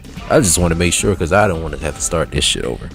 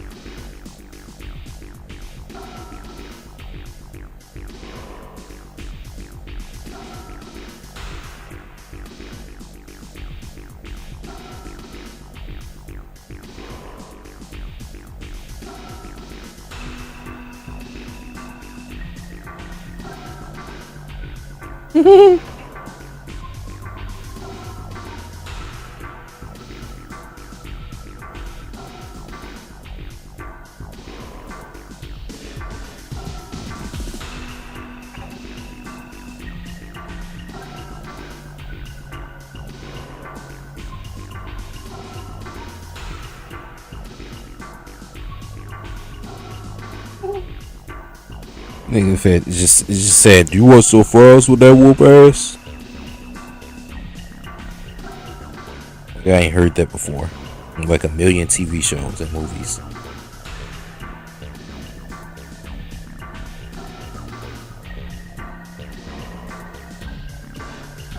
Jesus Christ, would you just go where you're supposed to go so I can see? God damn it.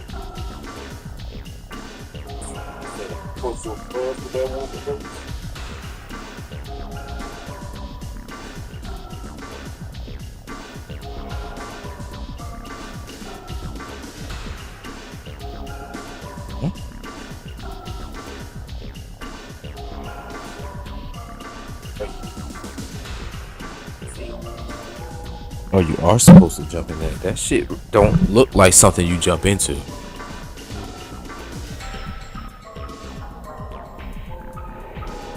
Yeah, I figured that, but I just wanted to be sure, you know. Sometimes you can't be too sure with this game.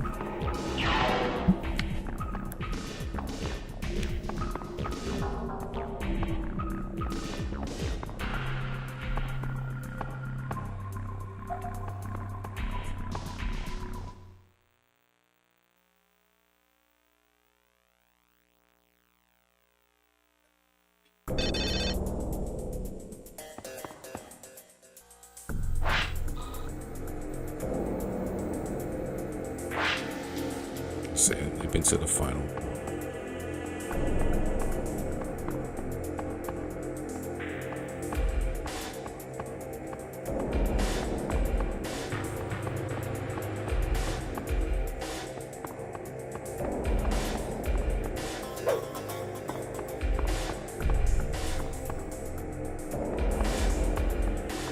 Got going on here now.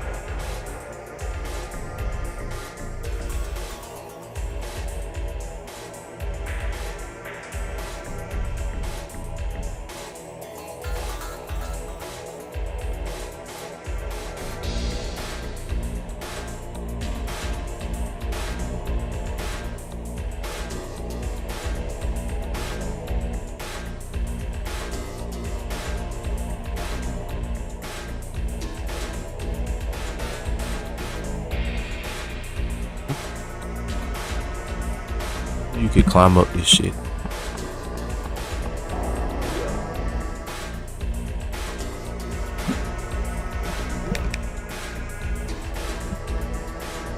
God, please don't make me at the platform like this. Oh my goodness, man.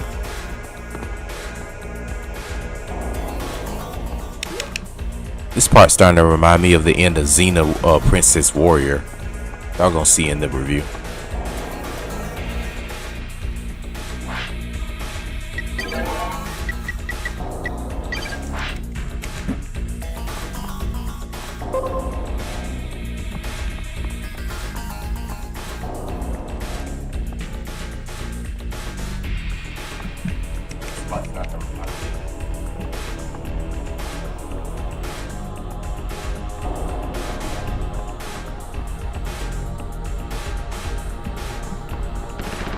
Oh shit.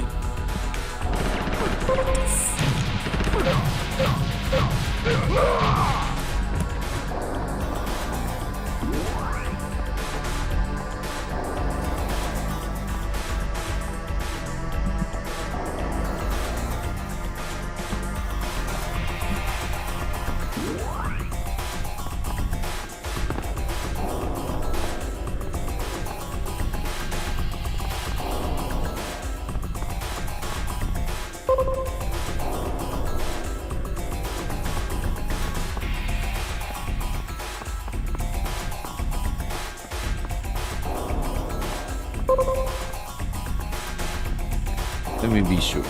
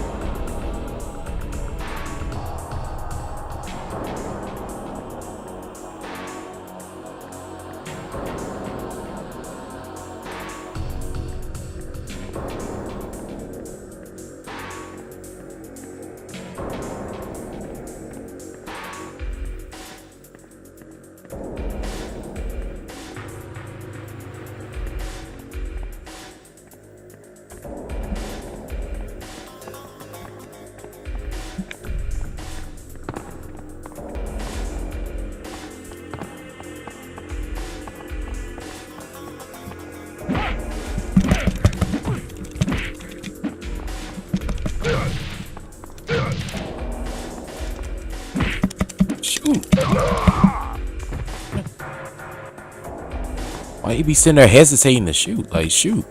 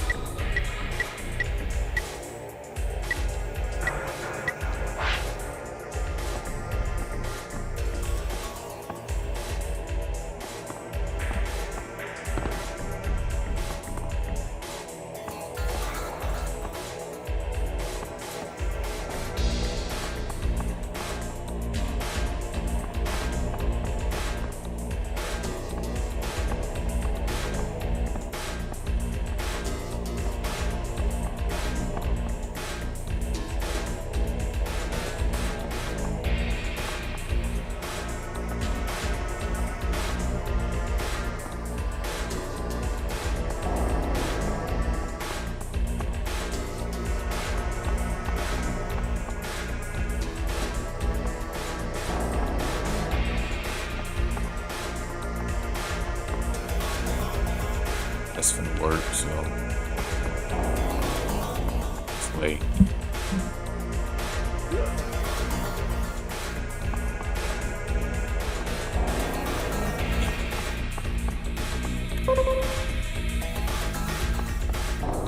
Shit.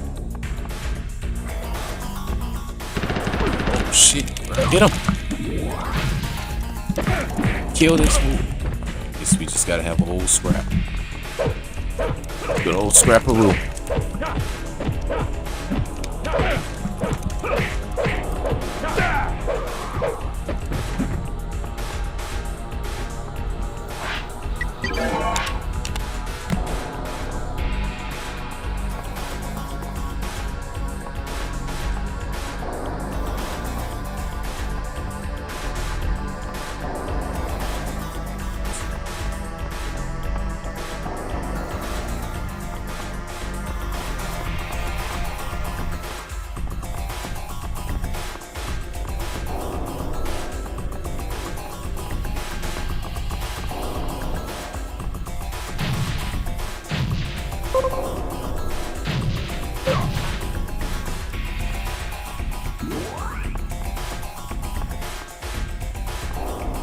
Ooh, that was close. I almost failed right there. Oh, shit.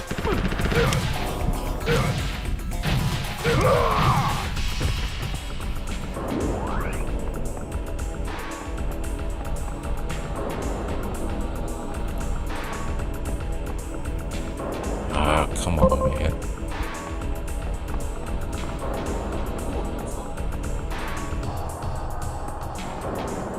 Now what?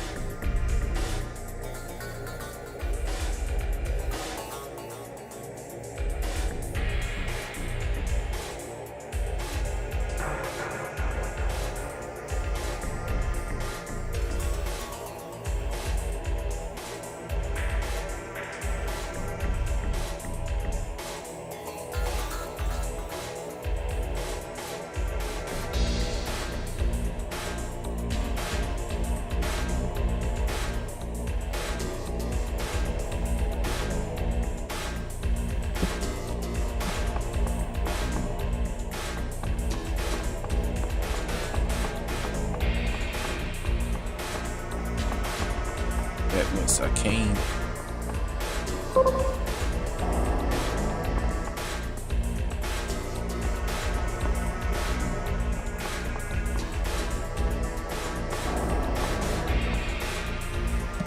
I can't stand these narrow ass platforms on this game. It's starting to kind of irritate the fuck out of me. Damn.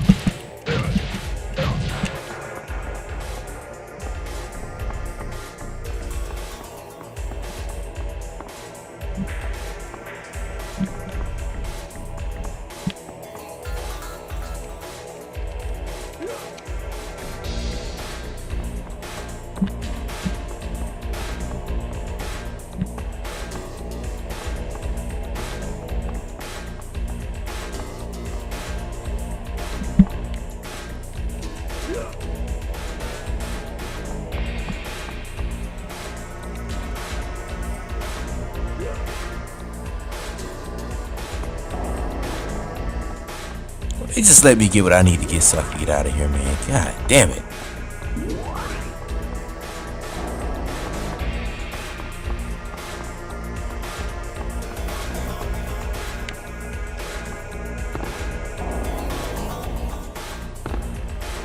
This game is broken in a lot of different little ways.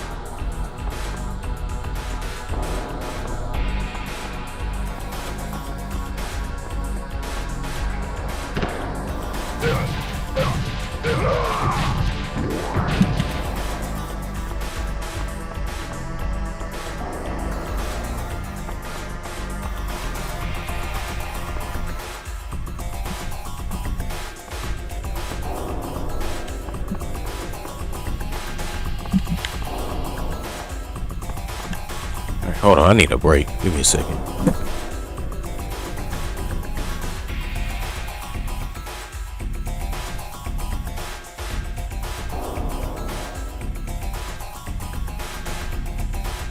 Wait, DZ, what's going on? And yeah, I know that's why I'm trying to take my patience with this shit.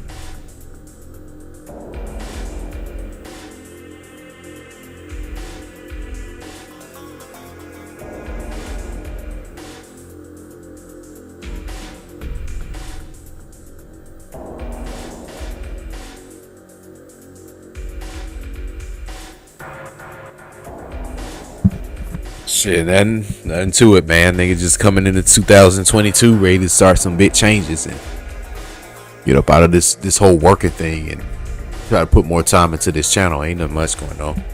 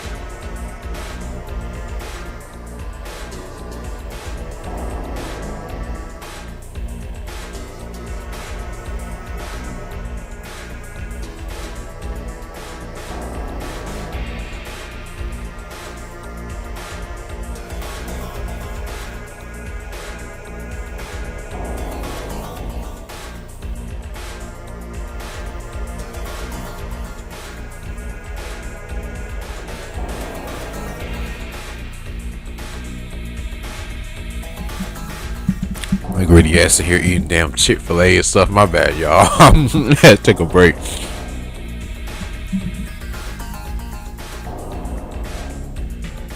Guess we might as well play a little bit of trivia.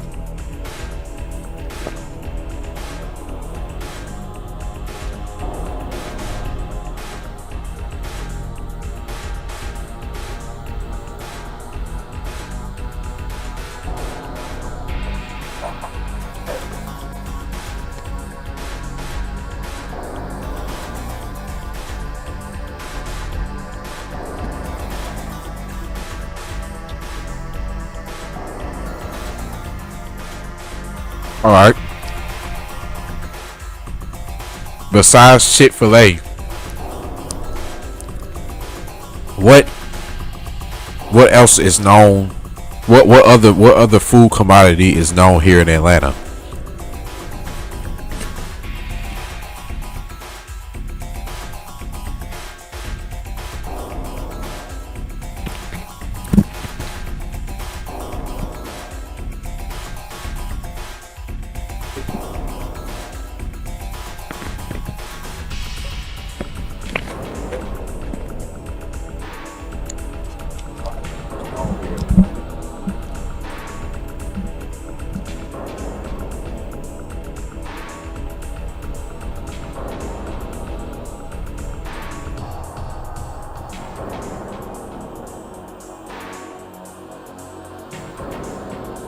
Oh God, no!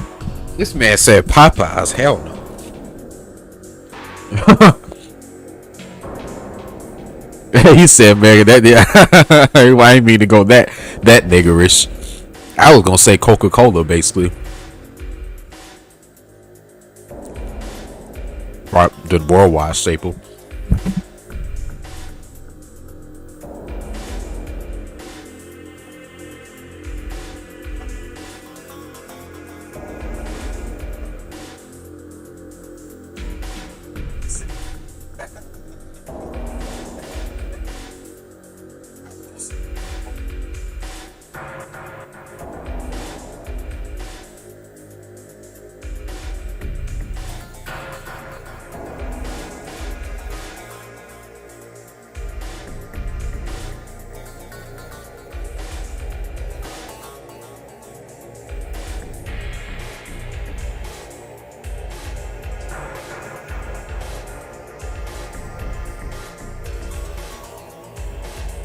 Oh yeah, it's always rats and stuff out there. And I hate Bojangles too, by the way. I remember Bojangles was the first job I applied to and didn't get hired.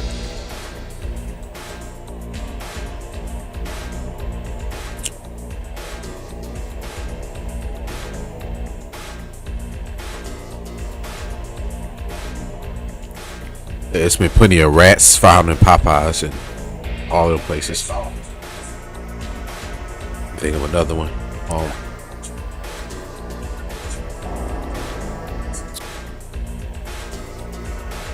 I got one. I bet y'all never gonna get this one. Where was Zaxby's found? Where was Zaxby's founded at?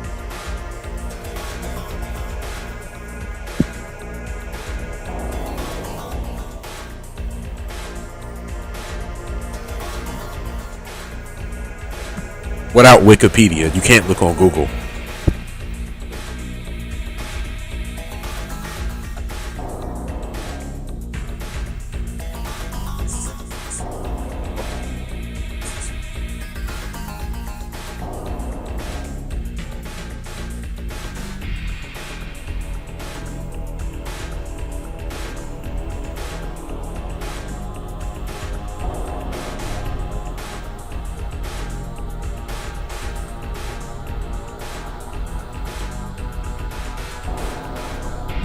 I give you a clue.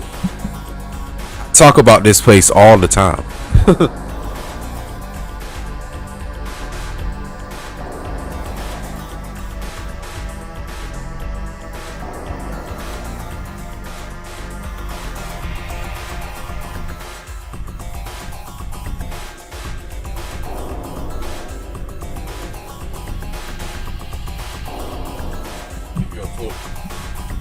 God damn it, Alex.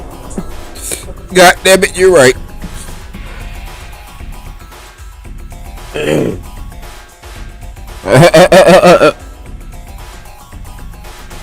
I bet y'all would have never known that, but it was. It was founded in Statesboro.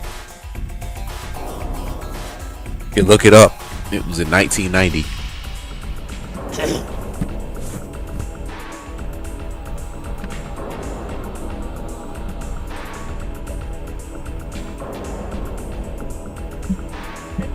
Think of another one.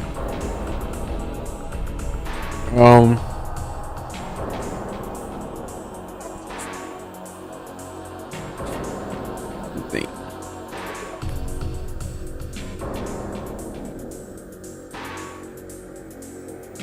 Okay. Let me think of another question. Good one. Still be video game related.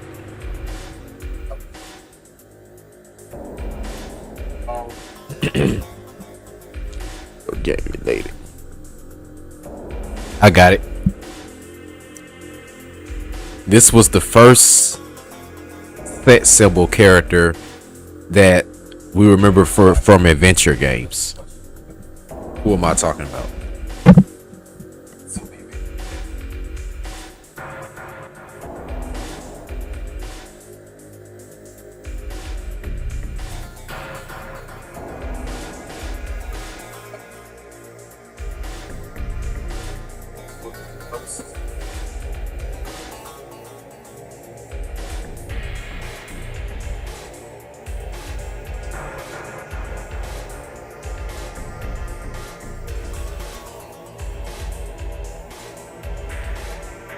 This man said Peach. Oh, definitely no. I wasn't even thinking about that direction. I was thinking more so. Oh God, he got it. Laura Croft.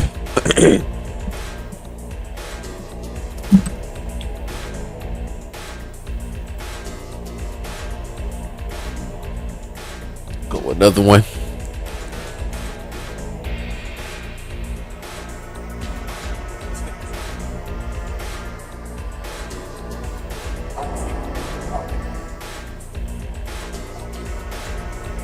Alright, this is gonna be from a movie. I'm pretty sure everybody should be able to get this one.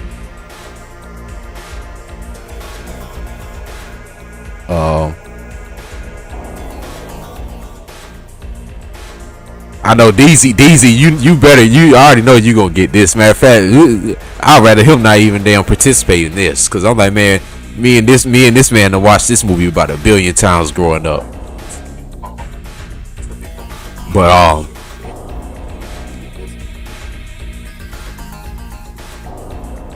in this movie he went like he was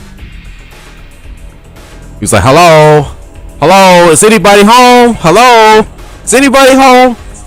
Huh? Come on, think. What movie am I talking about?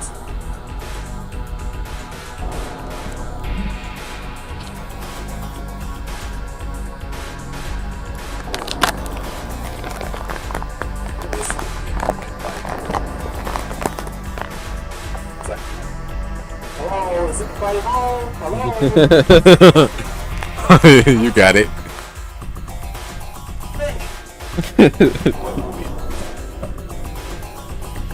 I was about to use that one, or the other phrase I was about to use too. He was like, he was like, I just got one more thing to say to you. What the hell is that?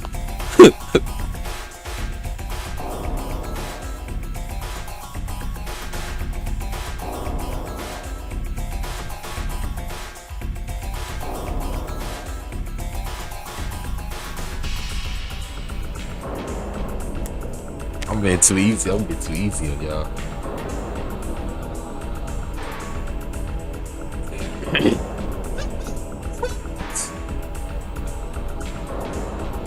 Yep.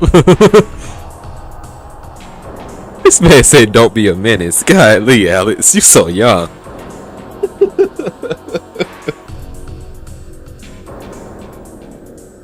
You didn't probably remember the days when Back to the Future used to be hot. Like that Back to the Future used to be the shit. That was bigger than anything. All right, one more before I get back started.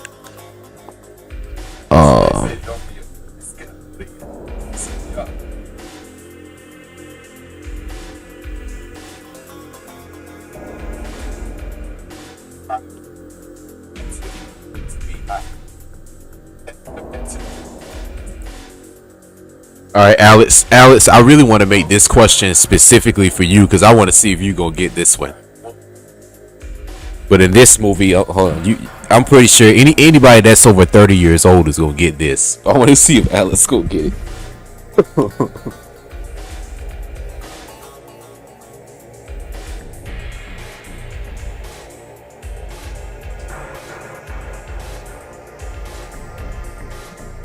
Alex, I'll be this question specifically. I want to see if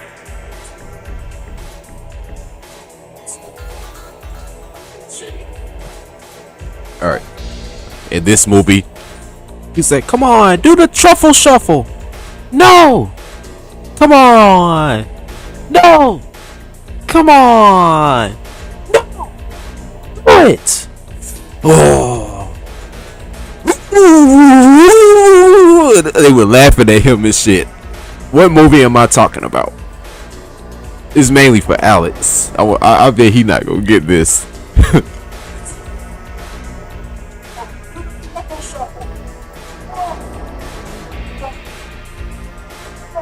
Baby boy? Oh God, no.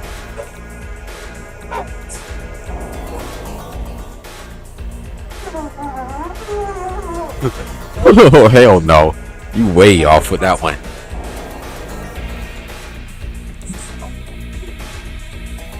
He's like, do the truffle shuffle.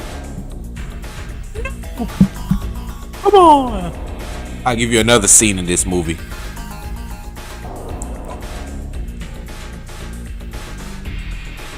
You play the wrong note and we'll all be dead.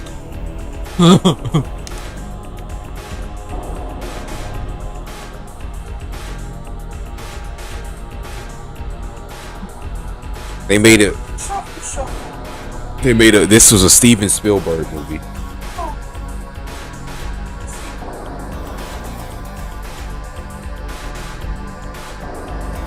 Damn it. I say anybody that's over 30 can't answer the question.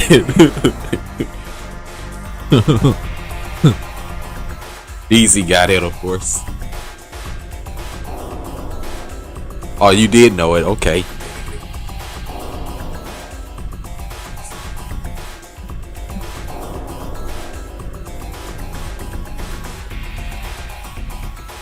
I used to love that movie. Anybody that's over 30 can't answer the question.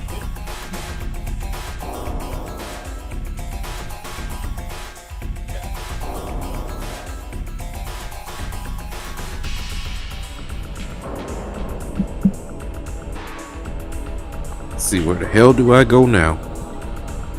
This confusing ass game.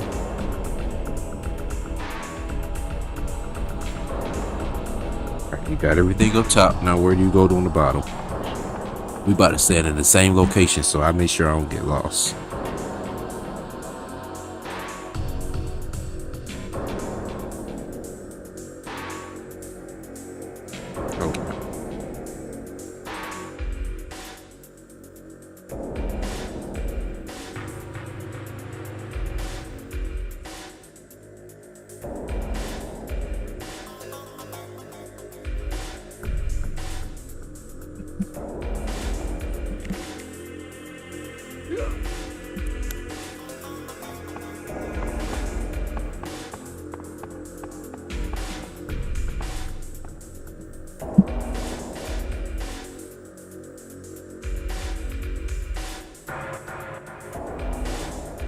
gotta admit though, this game, I'm pretty impressed with the way it's, switching up. Like it don't make it all about just trying to fight, Oh shit.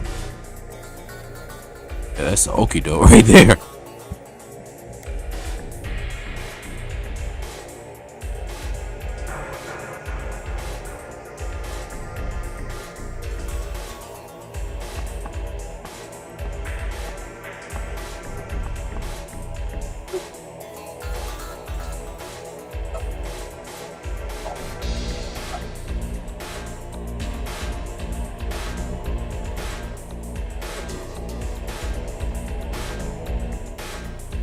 It makes it tempting to try to jump.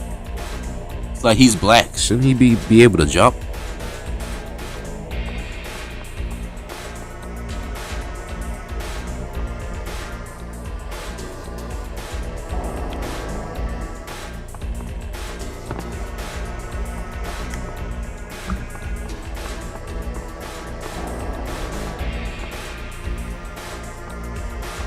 All right, now we're.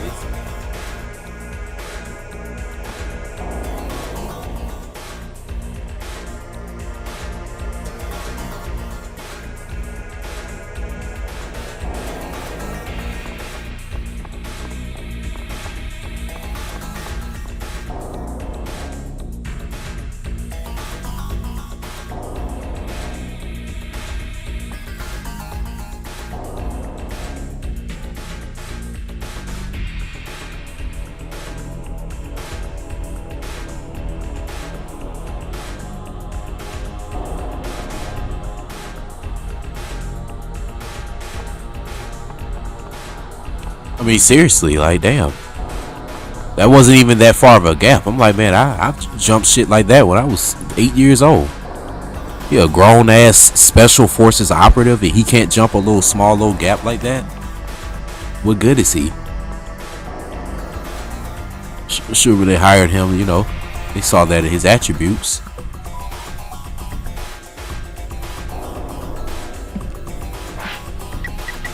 That's not even being prejudiced. That's just being truthful.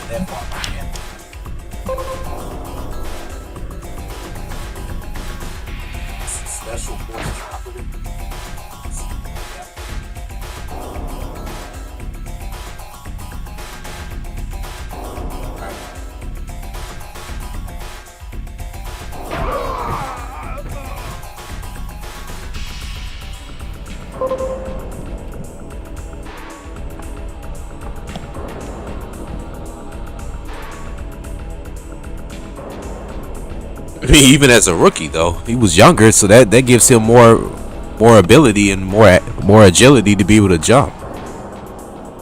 I would think. Shit, when he was older, that's probably when he couldn't do it no more. His legs and shit started hurting. His younger days, he should be able to jump distances that far. I mean, hell, on the game, he could damn near jump halfway across the screen.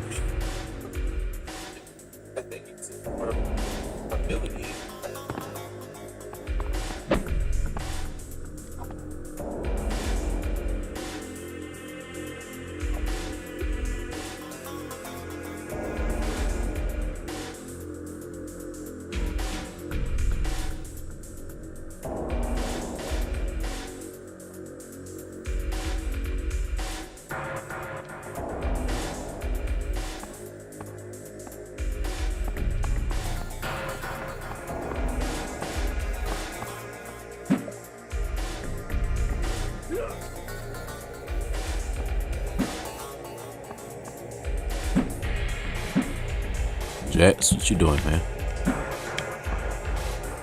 How in games like this it's discerning on what you could climb up. God, finally a key to something.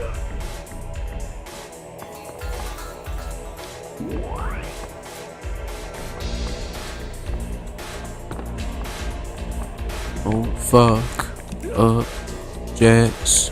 Don't fuck up, Jax. Don't fuck up, Jax. Oh.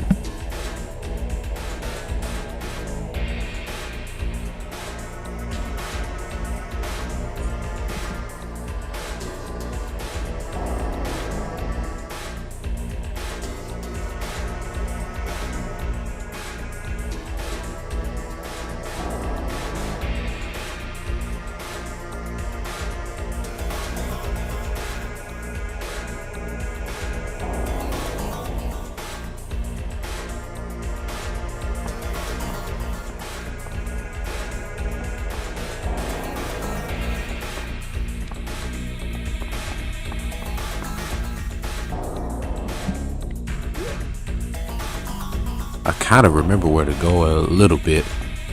I still want to use this walkthrough to be sure.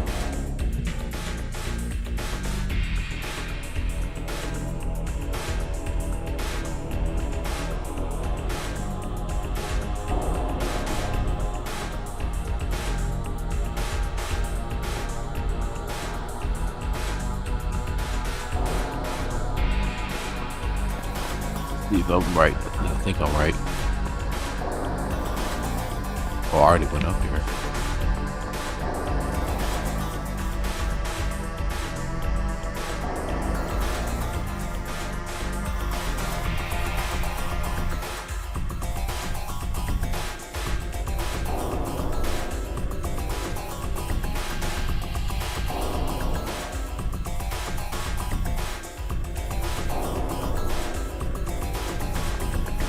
Let's see.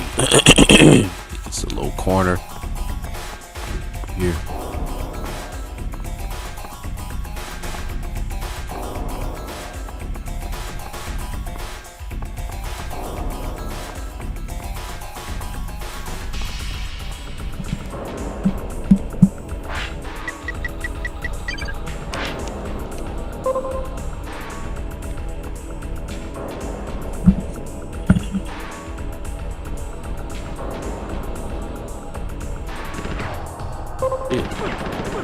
Hold on, man. Fucking shit, dude.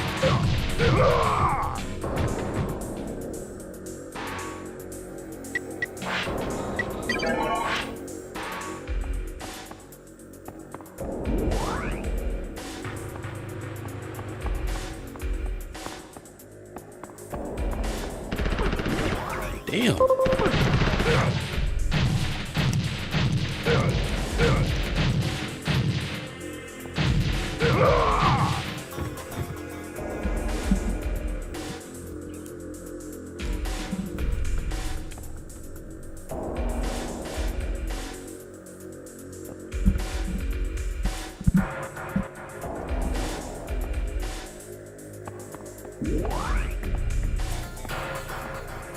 I don't know if this is punishment or what. Like, why do they have me? Why are they forcing me to traverse through this? Wow, are you serious? What the fuck is this key for then?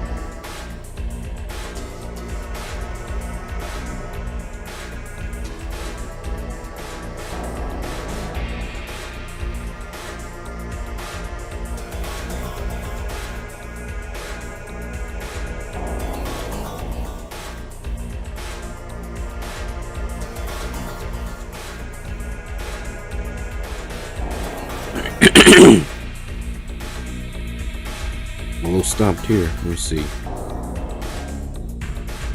That's up halfway.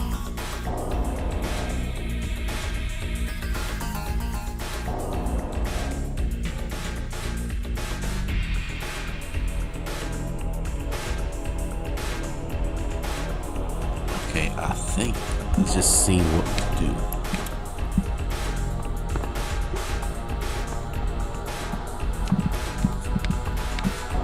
This area is bronze, so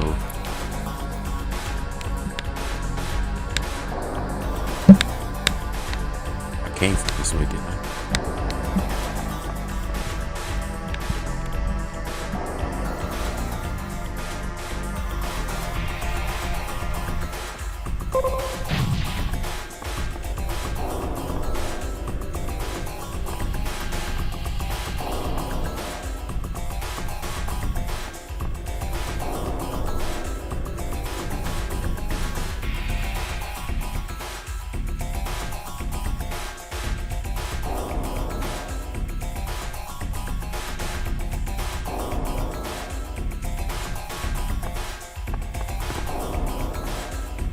No, dude.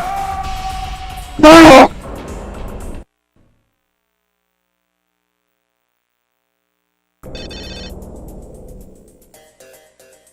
This is so gay, dog.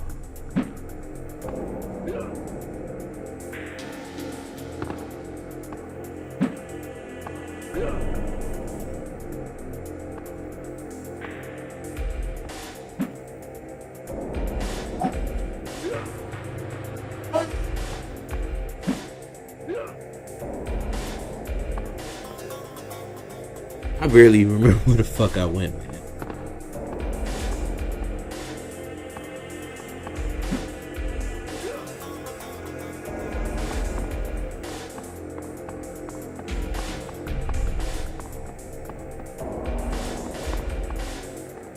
That was a long way. It was a lot of shit I had to do. Damn, I ain't gonna lie, this shit is nerves. The lame part about this is the fact that you don't. It's like you don't have any checkpoints. If there was some checkpoints, it wouldn't be so bad. Yeah, it wasn't this relentless before. It's like now it's bad because you don't have any checkpoints.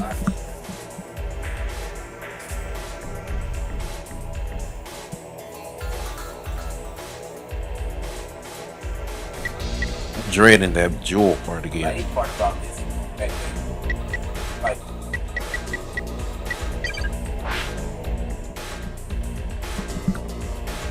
Yeah, it wasn't this relentless before. It's like now it's bad because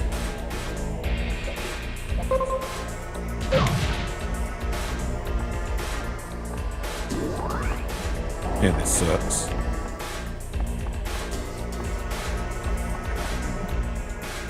No, I'm gonna have to start all this shit over again though. I just don't like dying by little slips and cheap deaths like that, you know. Feel kind of cheated.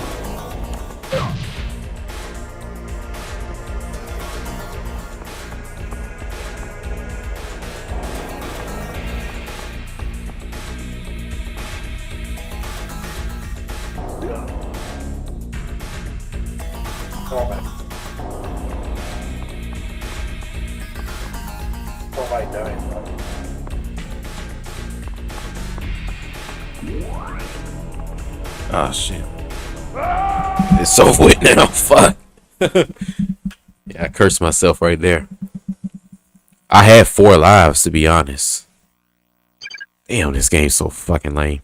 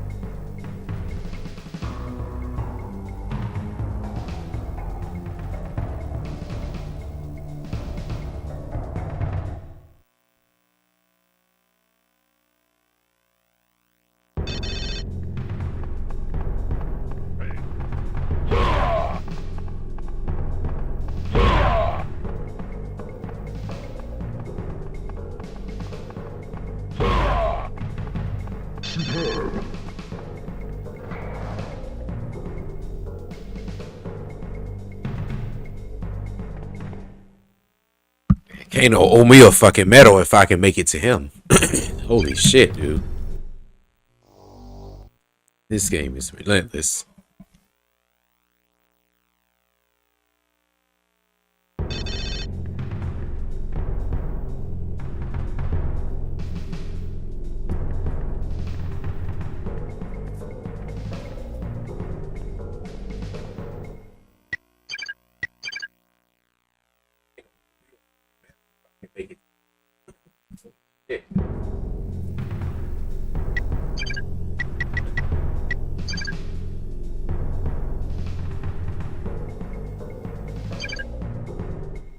But they knew what they were doing because the camera angles are already fucked up, and they already know that you can barely see what's in front of you in the game. So, I mean, this just adds to the misery. I would say if I turned off my light, it would make it easier to see, but y'all won't be able to see me. No matter. See how that look. It looks much better, to be honest. Can't see shit in here.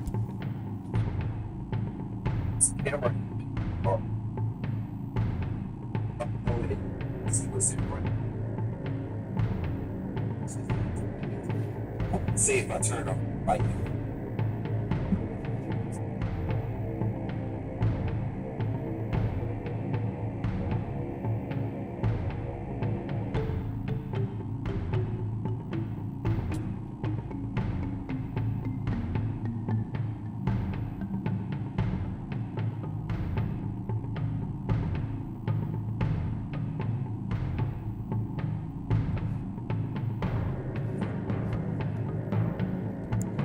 Alright. Mortal Kombat at its finest. Here we fucking go again.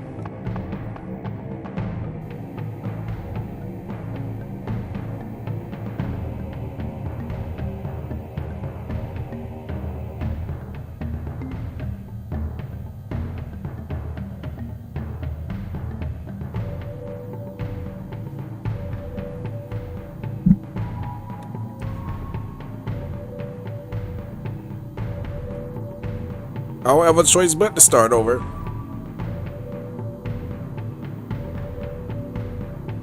I have to start over. It's like it's no checkpoints. You gotta do this shit all the way from every phase until the end. No mistakes. Like, this shit is insane, dog. We gonna do it. I've done much worse. I'm not about to get beat by this.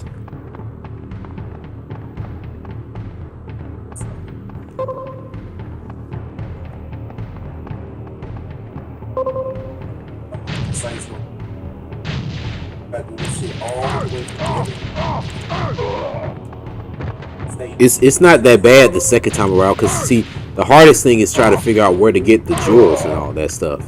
See, once you see where to get them, it's not so bad the second time. Honestly, I was noticing that every time I died, it was getting a little easier each time. Just gotta know where the hell to go.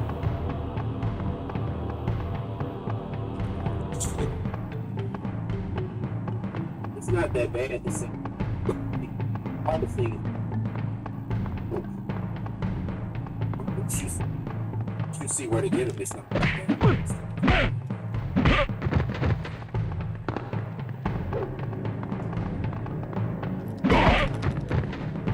Shit.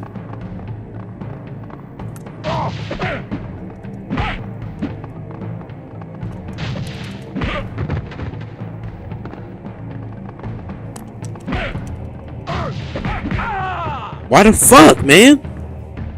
Damn. Fuck is he shooting? Really, once you die the first time, like, fuck it. Because I'm like, man, I'm probably about to have so many platform deaths. Like, let me make sure I got all my lives for this. He did. Like, damn. The sad thing is like, shit, I wasn't even able to defend myself because he wasn't shooting.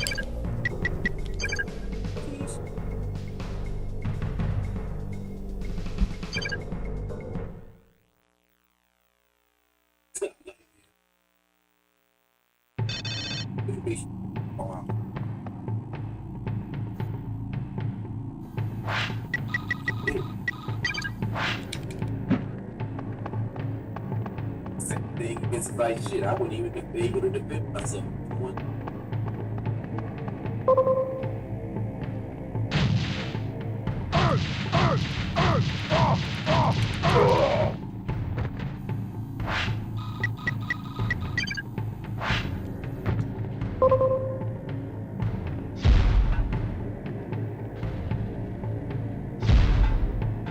Damn, this thing sucked. Fuck, what's the point of this? It's inaccurate as fuck.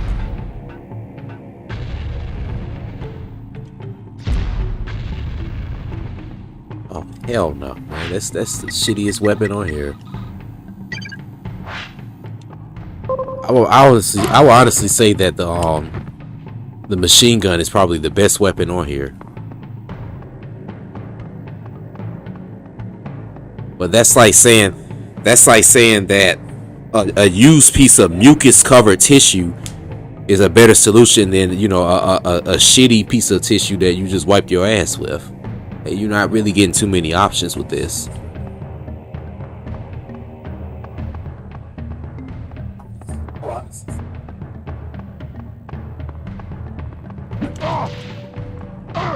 This shotgun is so unpredictable though. Like, that's like saying, and like, what is he doing when he's like trying to shoot? Is he like jacking this shit off? Like, what are you doing? Dude, shotgun doesn't have a dick. Like, just shoot the motherfucker. Shoot it! I can't deal with this, man. Holy shit. Damn, it's like they don't leave you with too many good weapons on here. I might as well use my hands. What's he doing when he's like trying to shoot? This shit off. Shotgun doesn't have a dick. Shoot it.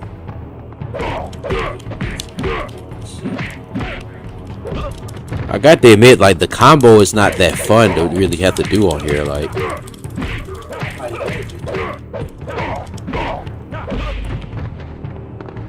Because it don't do much. Like, if they blocking, it's over with. I don't want to sit here and be blocking like it's Mortal Kombat 2. This isn't Mortal Kombat 2.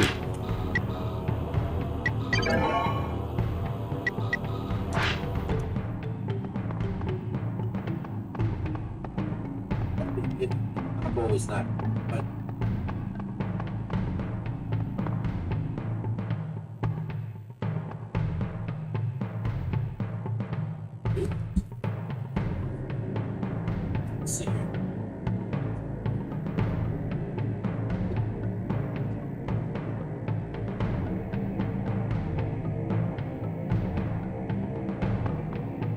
Of course, I know why a lot of people critiqued it, but I mean, y'all seen the games I played. This is like Grand Theft Auto compared to some of the games I played. It's bad, but I got to admit, this is a good frustrated game reviewer episode. But this game is kind of short though. Okay, I'm not understanding why he won't shoot. Like, what's wrong with this gun?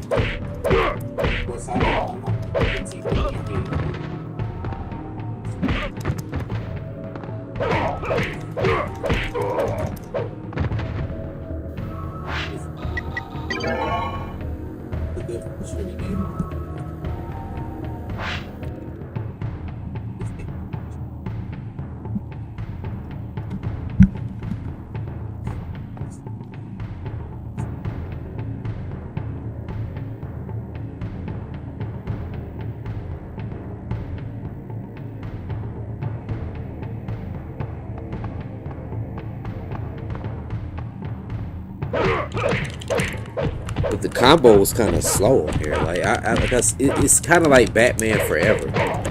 Like, if you played that shit, you know, you got to be patient with it, but you expect the fast combo, you know, action based like you would expect from Mortal Kombat, because it reminds you a lot of it.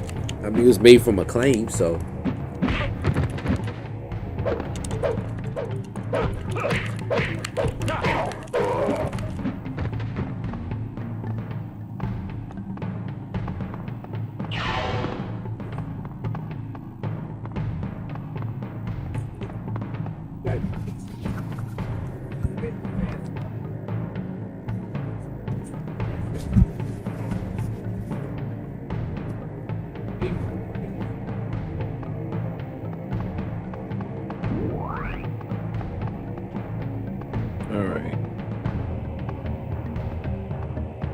One thing, you gotta watch every little step on here. Like right here, look. Had I kept walking, I would have slipped and fallen down. Isn't it a health around here? I was right, but I was wrong about him.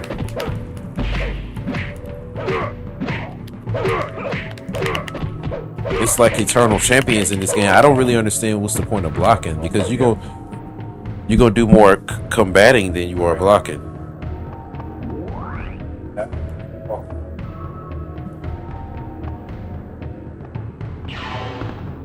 Oh shit.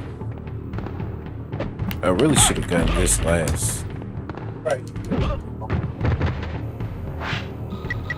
I feel like it's just easier to use the guns on here.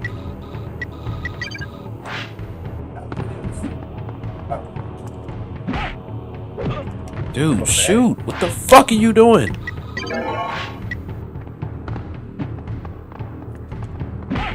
What the hell, bro? Shoot him!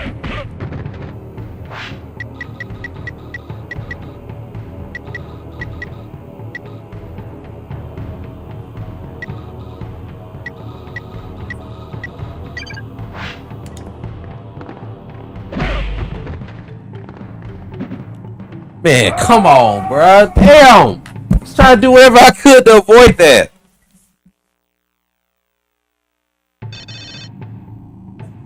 Shoot him.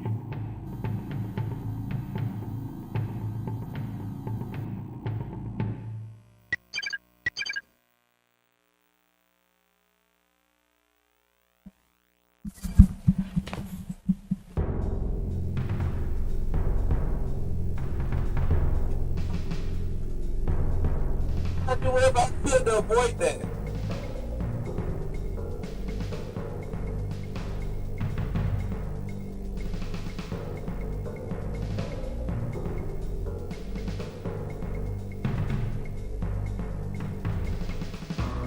What comment?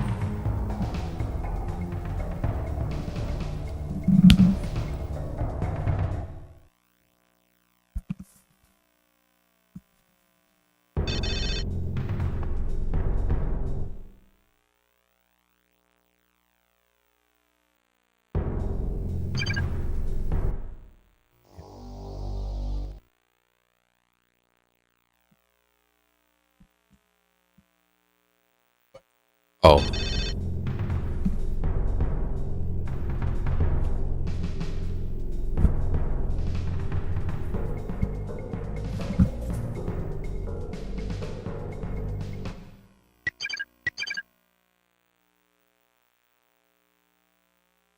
Got to admit, this game isn't so bad until you get to this level. Like this level just makes the game a little annoying. Like, okay, I'm fighting. I mean, Special Forces starting to remind me a lot of Fighting Force, but a little better. But then you get to this part, it's like, man, oh my god, like this is more like fucking real mission. I got to admit, this game isn't so bad until.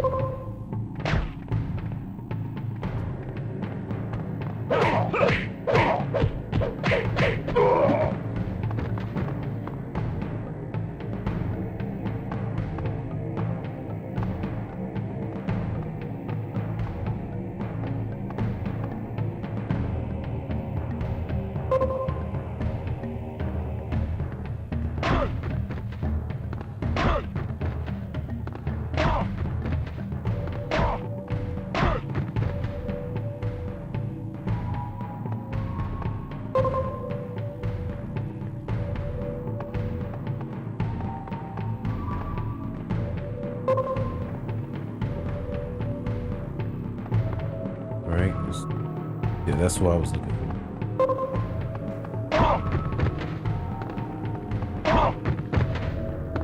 he able to just get up like that? What the fuck? What is he made of? Like, dude, getting shot like close range.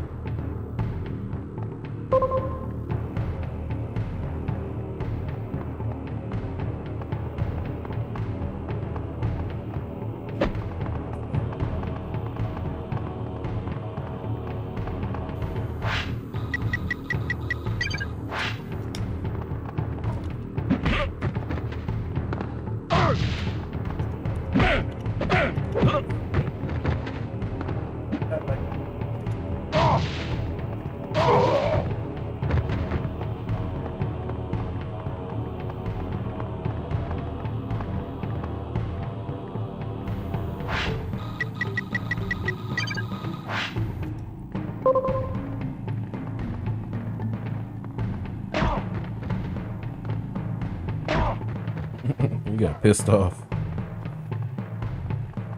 I want a headshot so bad, but I can't get him with this shitty gun. Yeah.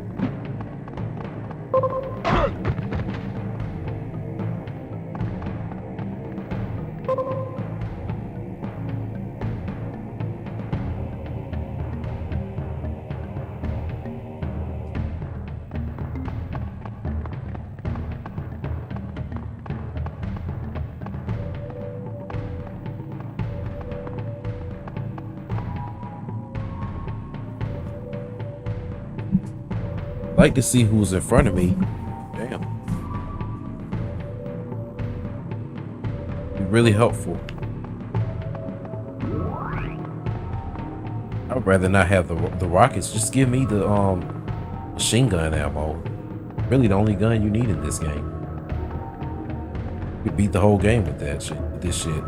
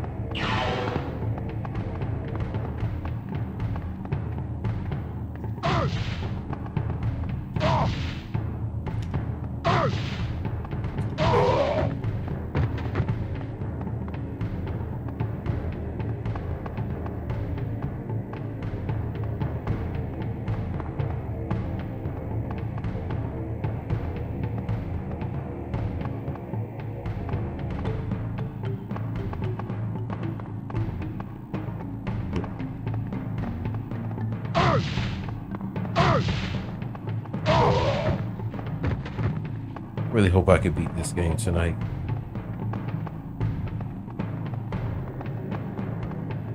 It is still kind of early. Why not? If I would have to keep dealing with shit like that, I don't know.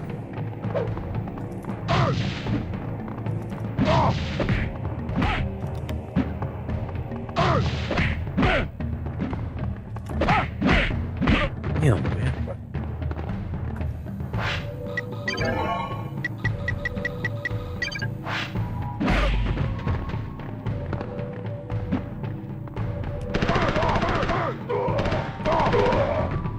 And this gun makes this game so much easier.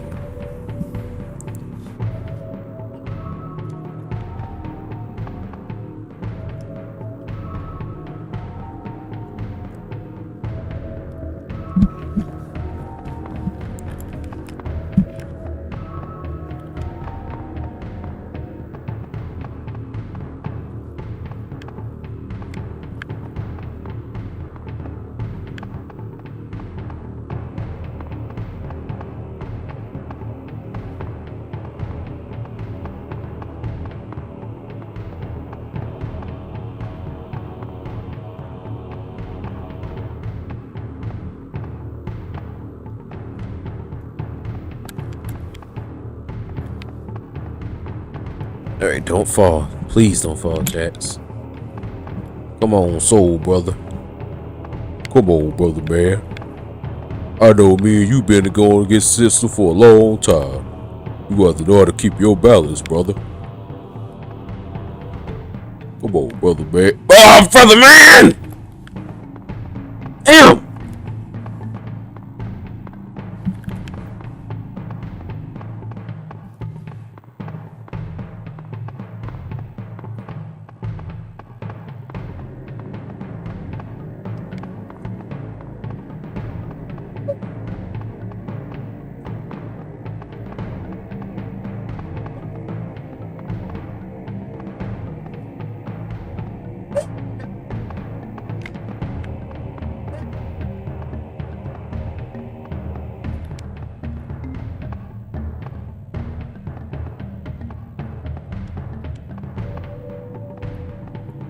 I don't know why this part is so hard and it's so easy at the same time. What the fuck, dog? That's game fatigue. I'm going through those symptoms. This last level, it reminds me a lot of the last level from Xena Warrior Princess. Xena Princess Warrior. I'm glad as hell I got that review done, because I remember it was the last level on there. I don't want to spoil my review for y'all, but y'all go see in the review, it was one level on there, like towards the end. That shit was so goddamn annoying, because you kept falling off of platforms, just like this part. There's something about like late 90s PlayStation games where damn falling off of platforms. It's like, it just seems like some shit you just gotta deal with. I don't want to spoil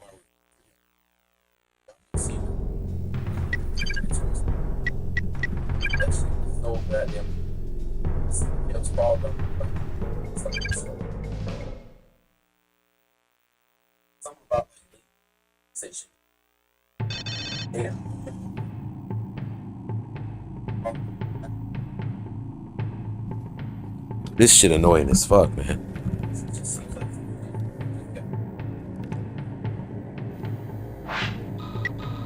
I don't really have the patience to use this sniper. I feel like I want to just go through this thing with the machine gun, but I know I'm gonna need it later on.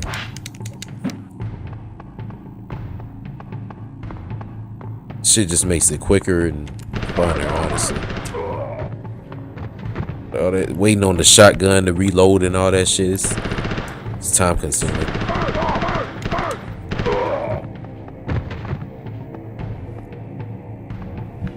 It's too time consuming.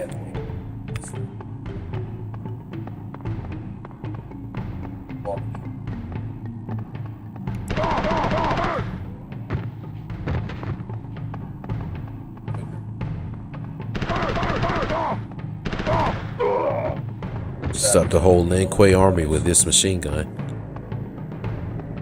I will admit, man, this game will make a very funny, frustrated game reviewer episode.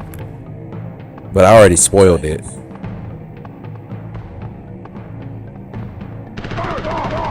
I still might have to do it, I don't know.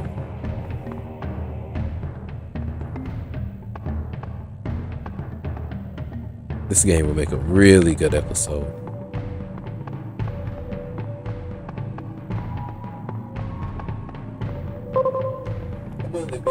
This game made me fucking frustrated.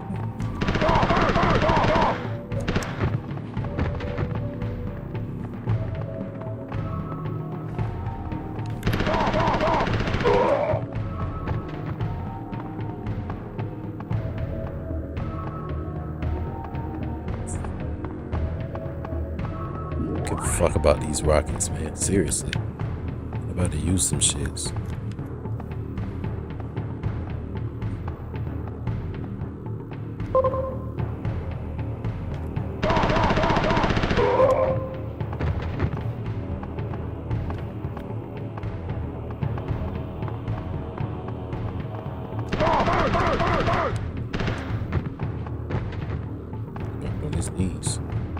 That's where I'm gonna teleport to when I get that second jewel. I want to get that one with that hard platform first, because that's the toughest one to get.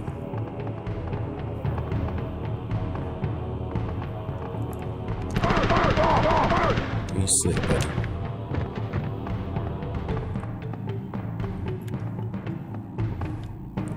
Easily the best weapon on this game. Fuck that rocket launcher, that shotgun, grenade launcher, all that shit.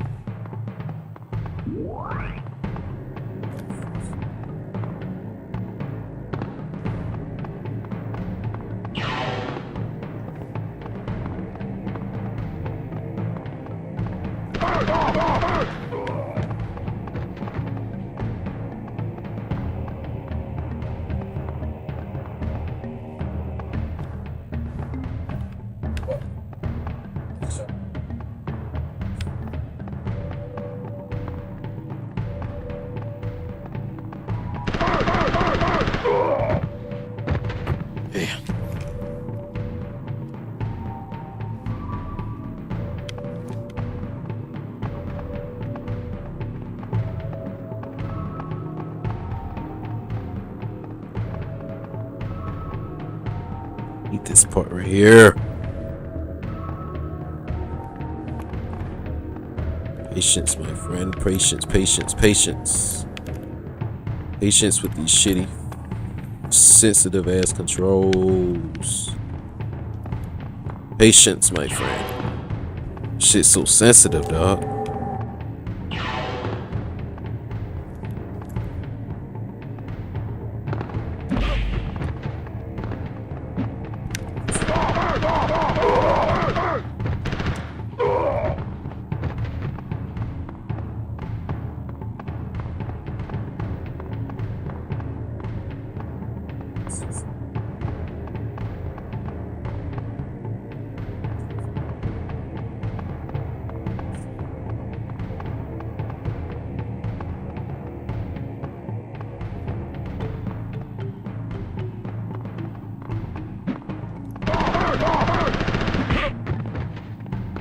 Better not die, Jats. I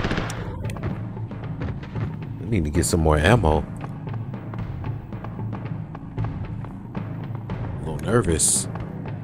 I want to use all my ammo with that.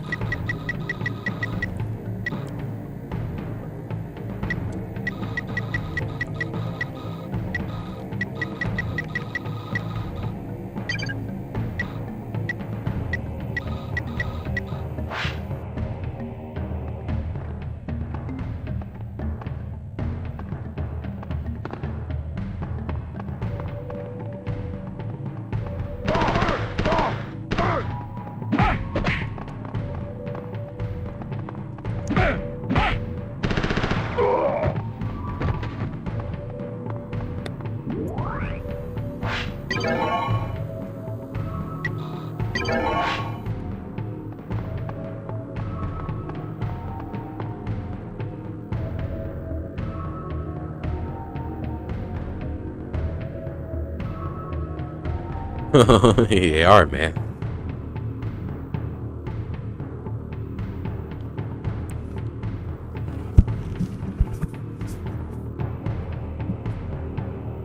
More sensitive than guy who just got out of prison's cock inside of a damn inside of a Asian girl's vagina. You know, you almost made me fall off this damn platform.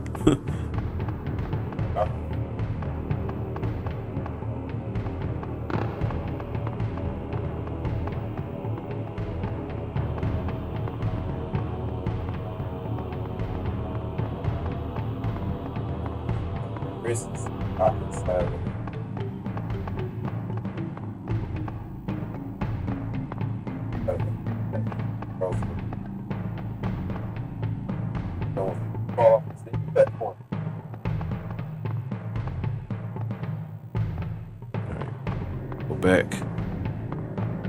Got the hard one. Let me get the easy one now. I need to get back to that area I was at before. God, please don't make me make mistakes. Don't need to go there.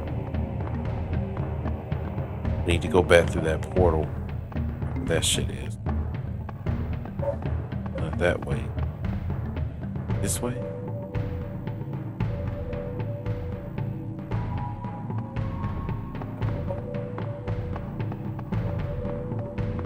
There it is.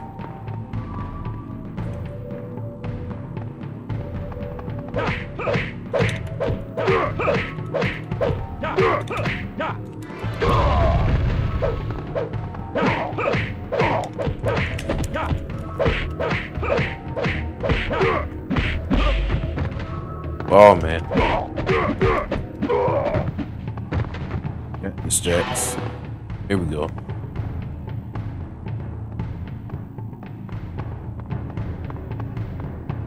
Got this shit Jax.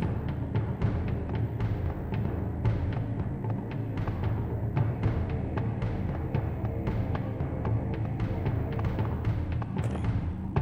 Is this the beginning? I believe this is where I started. Okay. I take the right to the right, and it was a little passageway here. Don't fall. I'm falling.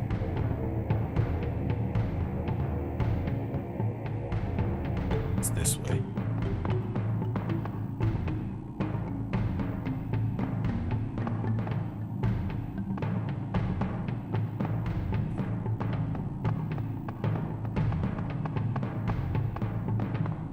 Down.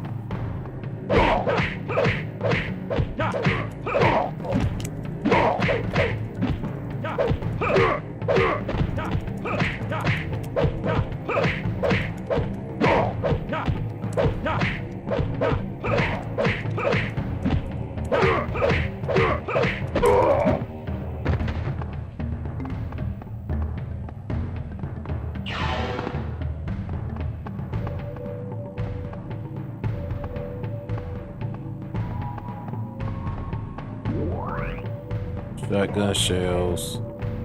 Second jewel is down here. Dragon eyes there. I go through the portal here. It's a person here waiting.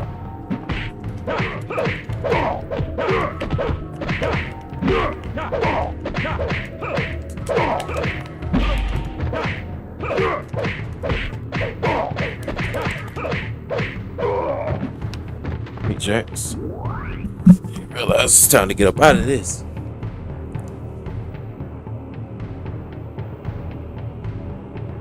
Yeah, I definitely see why. And yes, we have bots. That means that my channel is growing.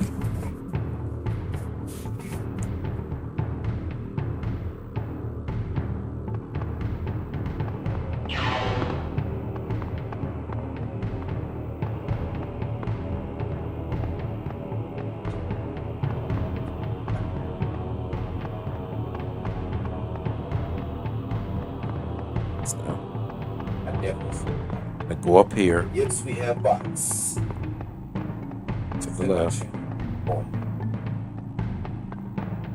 Up this way.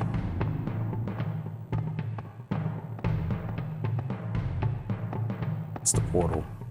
I need to get back to that main part and bust that left. It's time to run. Here. This way.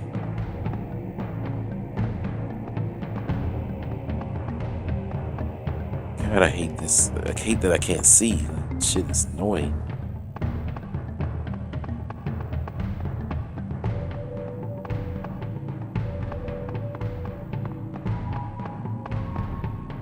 Feel so incapacitated.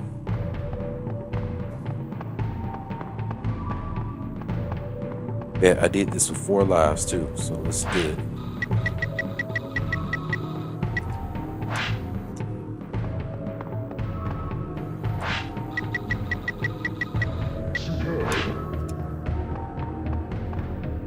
Yes, please get me out of here.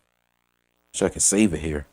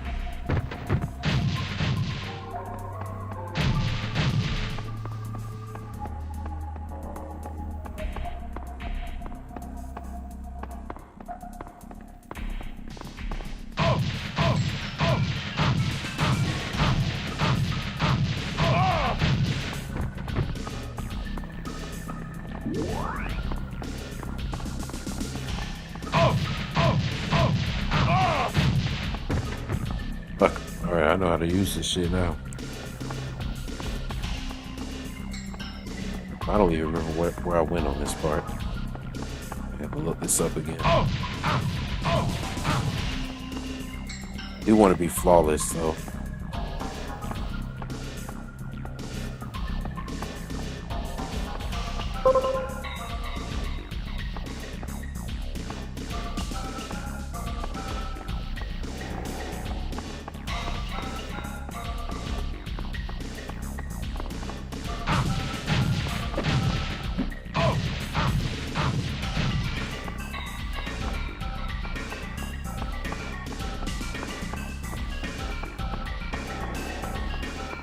Oh, I remember now. I gotta go down the portal. Okay. Oh, biggie.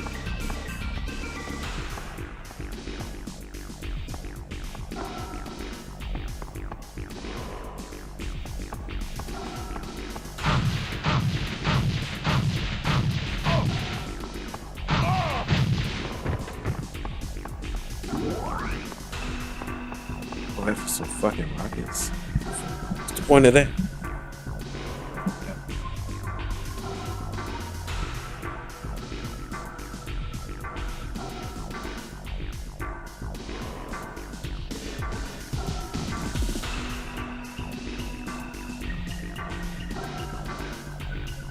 Oh wow, interesting fact. Either way, he looks like a fucking dumbass, whether he's alive or dead. That's also a fact.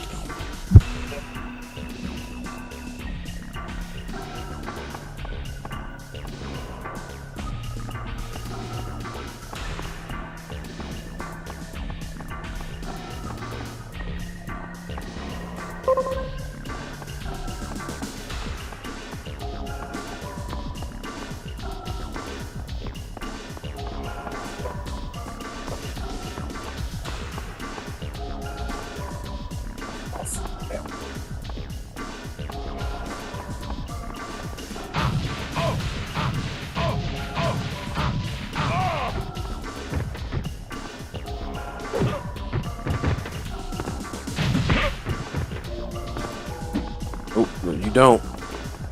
You get me that easily.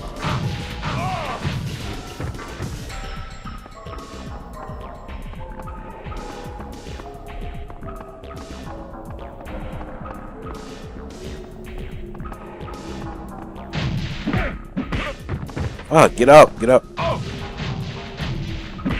Get up.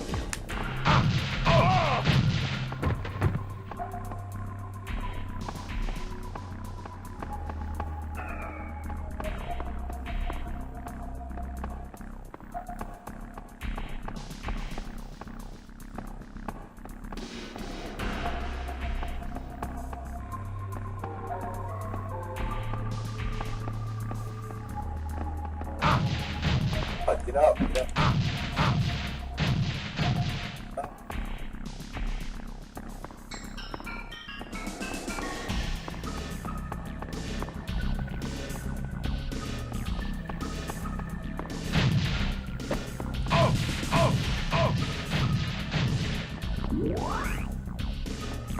Health feather.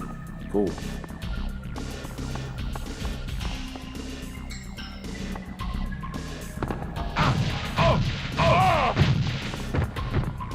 That's for that.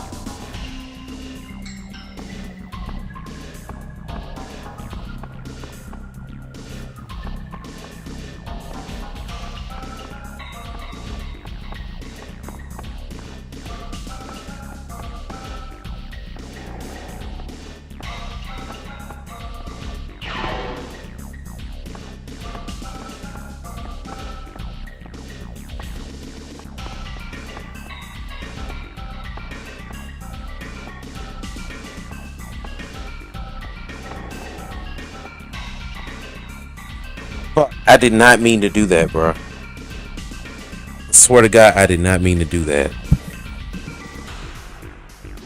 What? Damn, what the hell? I just lost like 3 lives. Come on, man. Are you serious?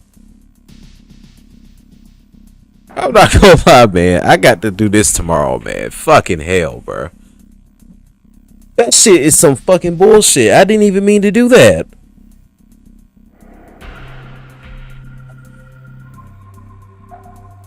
I ain't gonna lie, bro. Yeah, this shit done warm me off for tonight.